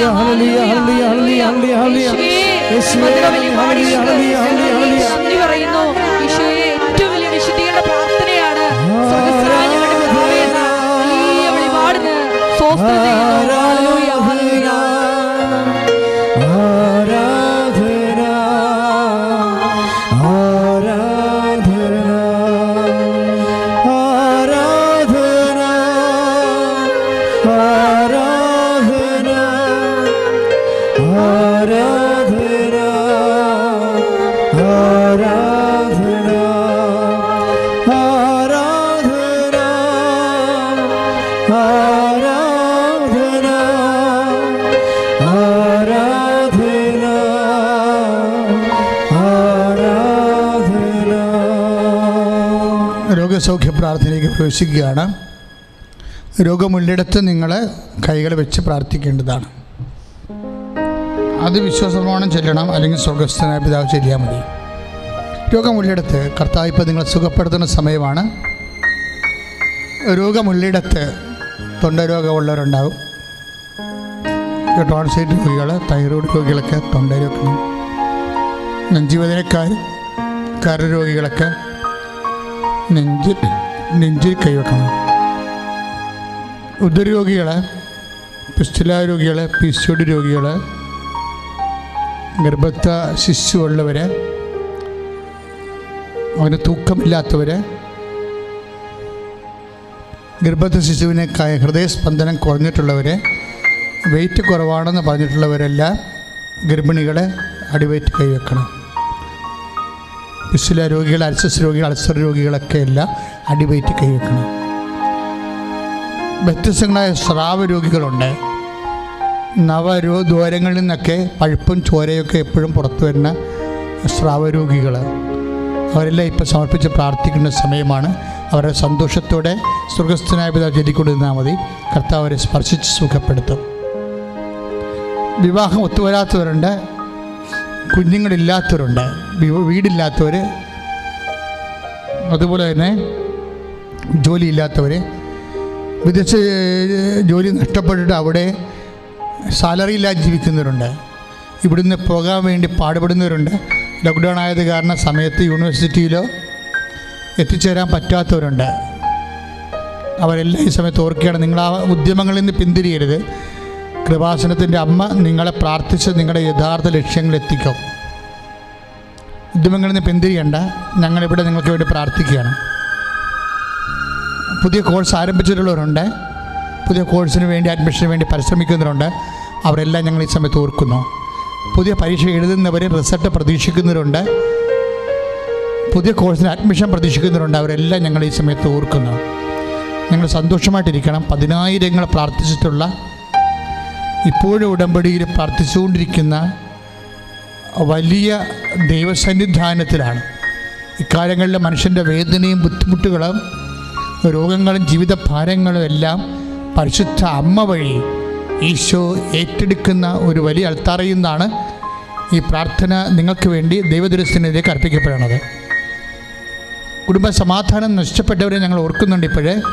അതുപോലെ തന്നെ മക്കളെപ്രതി വേഗത അനുഭവിക്കുന്നവർ, പ്രേമങ്ങളെ അകപ്പെട്ടിരിക്കുന്നവർ, അതുപോലെ പ്രേമചതിയിൽപ്പെട്ടവർ,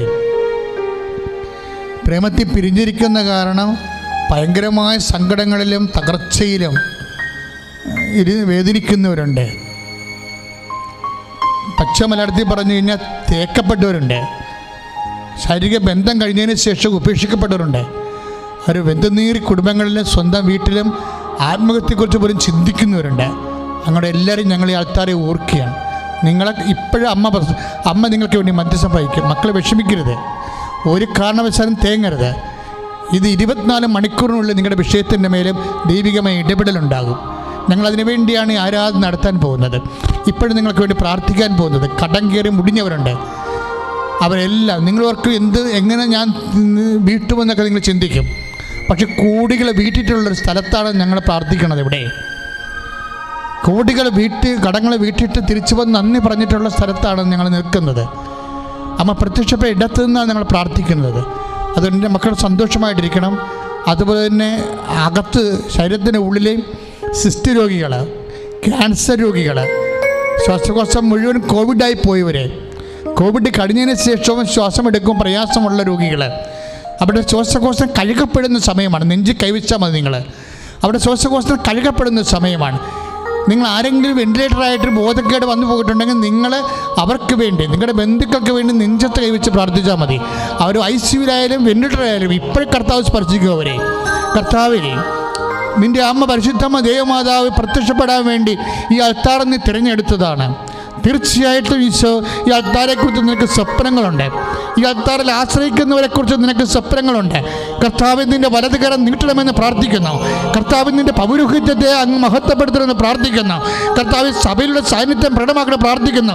എൻ്റെ കർത്താവിൻ്റെ ഉന്നതമായ നാമത്തിൽ 35 വർഷത്തെ പൗരോഹിത്യം കൊണ്ട് ഞാൻ ശുശ്രൂഷിച്ച എൻ്റെ കർത്താവിൻ്റെ ഉന്നതമായ നാമത്തിൽ സഭയുടെ അധികാരത്തെ കുറിച്ചിൻ്റെ അടയാളത്തിൽ ദൈവശക്തിയാൽ ഇപ്പോൾ ആരെല്ലാം പ്രാർത്ഥിക്കുന്നു അവരെല്ലാം ദൈവത്തിൻ്റെ ശക്തിയും ദൈവത്തിൻ്റെ സൗഖ്യവും അനുഭവിക്കട്ടെ. ശ്രുതികട്ടെ ഹല്ലേലൂയ ഹല്ലേലൂയ ഹല്ലേലൂയ ഹല്ലേലൂയ ഹല്ലേലൂയ ഹല്ലേലൂയ. നമ്മുടെ ഓരോരുത്തരുടെയും വ്യത്യസ്തമായ ജീവിത മേഖലകളെ അഭിഷേകമേ, അഭിഷേകമേ, കാറ്റായി വീശണമേ, കാറ്റായി വീശണമേ, ഓ അഭിഷേകമേ, ഓ അഭിഷേകമേ, കാറ്റായി വീശണമേ, കാറ്റായി വീശണമേ. കൈപറ്റി പ്രാർത്ഥിക്കുക. കർത്താവായ ദൈവമേ, അങ്ങയുടെ വിശുദ്ധ രക്തത്താൽ ഉള്ളം കാലം മുതലേ ഉച്ചവരെ കഴുകണമേ. കർത്താവേ, ശ്വാസകോശ രോഗികള്, രോഗികള്, അൾസർ രോഗികള്, ജീവിതത്തിന്റെ വ്യത്യസ്തമായ ജീവിത മണ്ഡലങ്ങളിലെ പലതരത്തിലുള്ള പാർപ്പിടത്തിന്റെ അസൗകര്യമുള്ളവര്, വഴിയില്ലാത്തവര്, വീടില്ലാത്തവര്, സാമ്പത്തിക കടക്കടിയില് അകപ്പെട്ടു പോയവര്, ജോലി ഇല്ലാത്തവര്, ജോലിക്ക് ശ്രമിക്കുന്നവര്, ജോലി നഷ്ടപ്പെട്ടവര്, വിദ്യാഭ്യാസ മേഖലകളിലെ പ്രയാസപ്പെടുന്ന മക്കള് എല്ലാവരുടെ മേലും ദൈവത്തിന്റെ കരുണ ചൊരിയട്ടെ.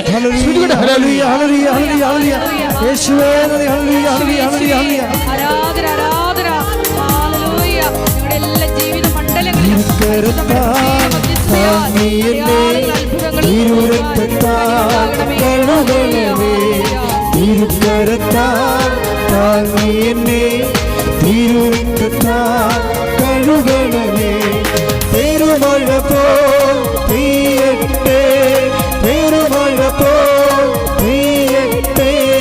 യേശുവിൻ രക്തം, യേശുവിൻ രക്തം, യേശുവിൻ തിരുരക്തം, യേശുവിൻ രക്തം, യേശുവിൻ രക്തം, യേശുവിൻ തിരുരക്തം.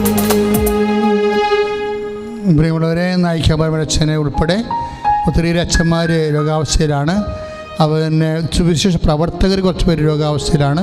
ലോകം മുഴുവനുമുള്ള കോവിഡ് രോഗികളെ, അതിനുവേണ്ടി ആ ബൈസ്റ്റാൻഡേഴ്സാണ് നിൽക്കുന്നവർ, ആരോഗ്യ പ്രവർത്തകരെയൊക്കെ ഈ സമയത്ത് ഓർത്തുകൊണ്ട് സൗഖ്യത്തിനായി ശ്രദ്ധിക്കട്ടെ. ഹല്ലേലൂയ, ഹല്ലേലൂയ, യേശുവേ, Jesus, pour out His Spirit. This is a fire finger, struck with the precious blood. I command you, in the name of Jesus Christ, to be healed. Hallelujah, hallelujah, hallelujah, hallelujah. യേശുവേ നന്ദി, ഹല്ലേലൂയ, hallelujah. രോഗമെല്ലാം മാറിടട്ടെ, നഷ്ടമെല്ലാം നീങ്ങിടട്ടെ. രോഗമെല്ലാം മാറിടട്ടെ, കഷ്ടമെല്ലാം നീങ്ങിടട്ടെ. തിരുമുറിവിനാൽ സുഖപ്പെടട്ടെ, തിരുമുറിവിനാൽ സുഖപ്പെടട്ടെ.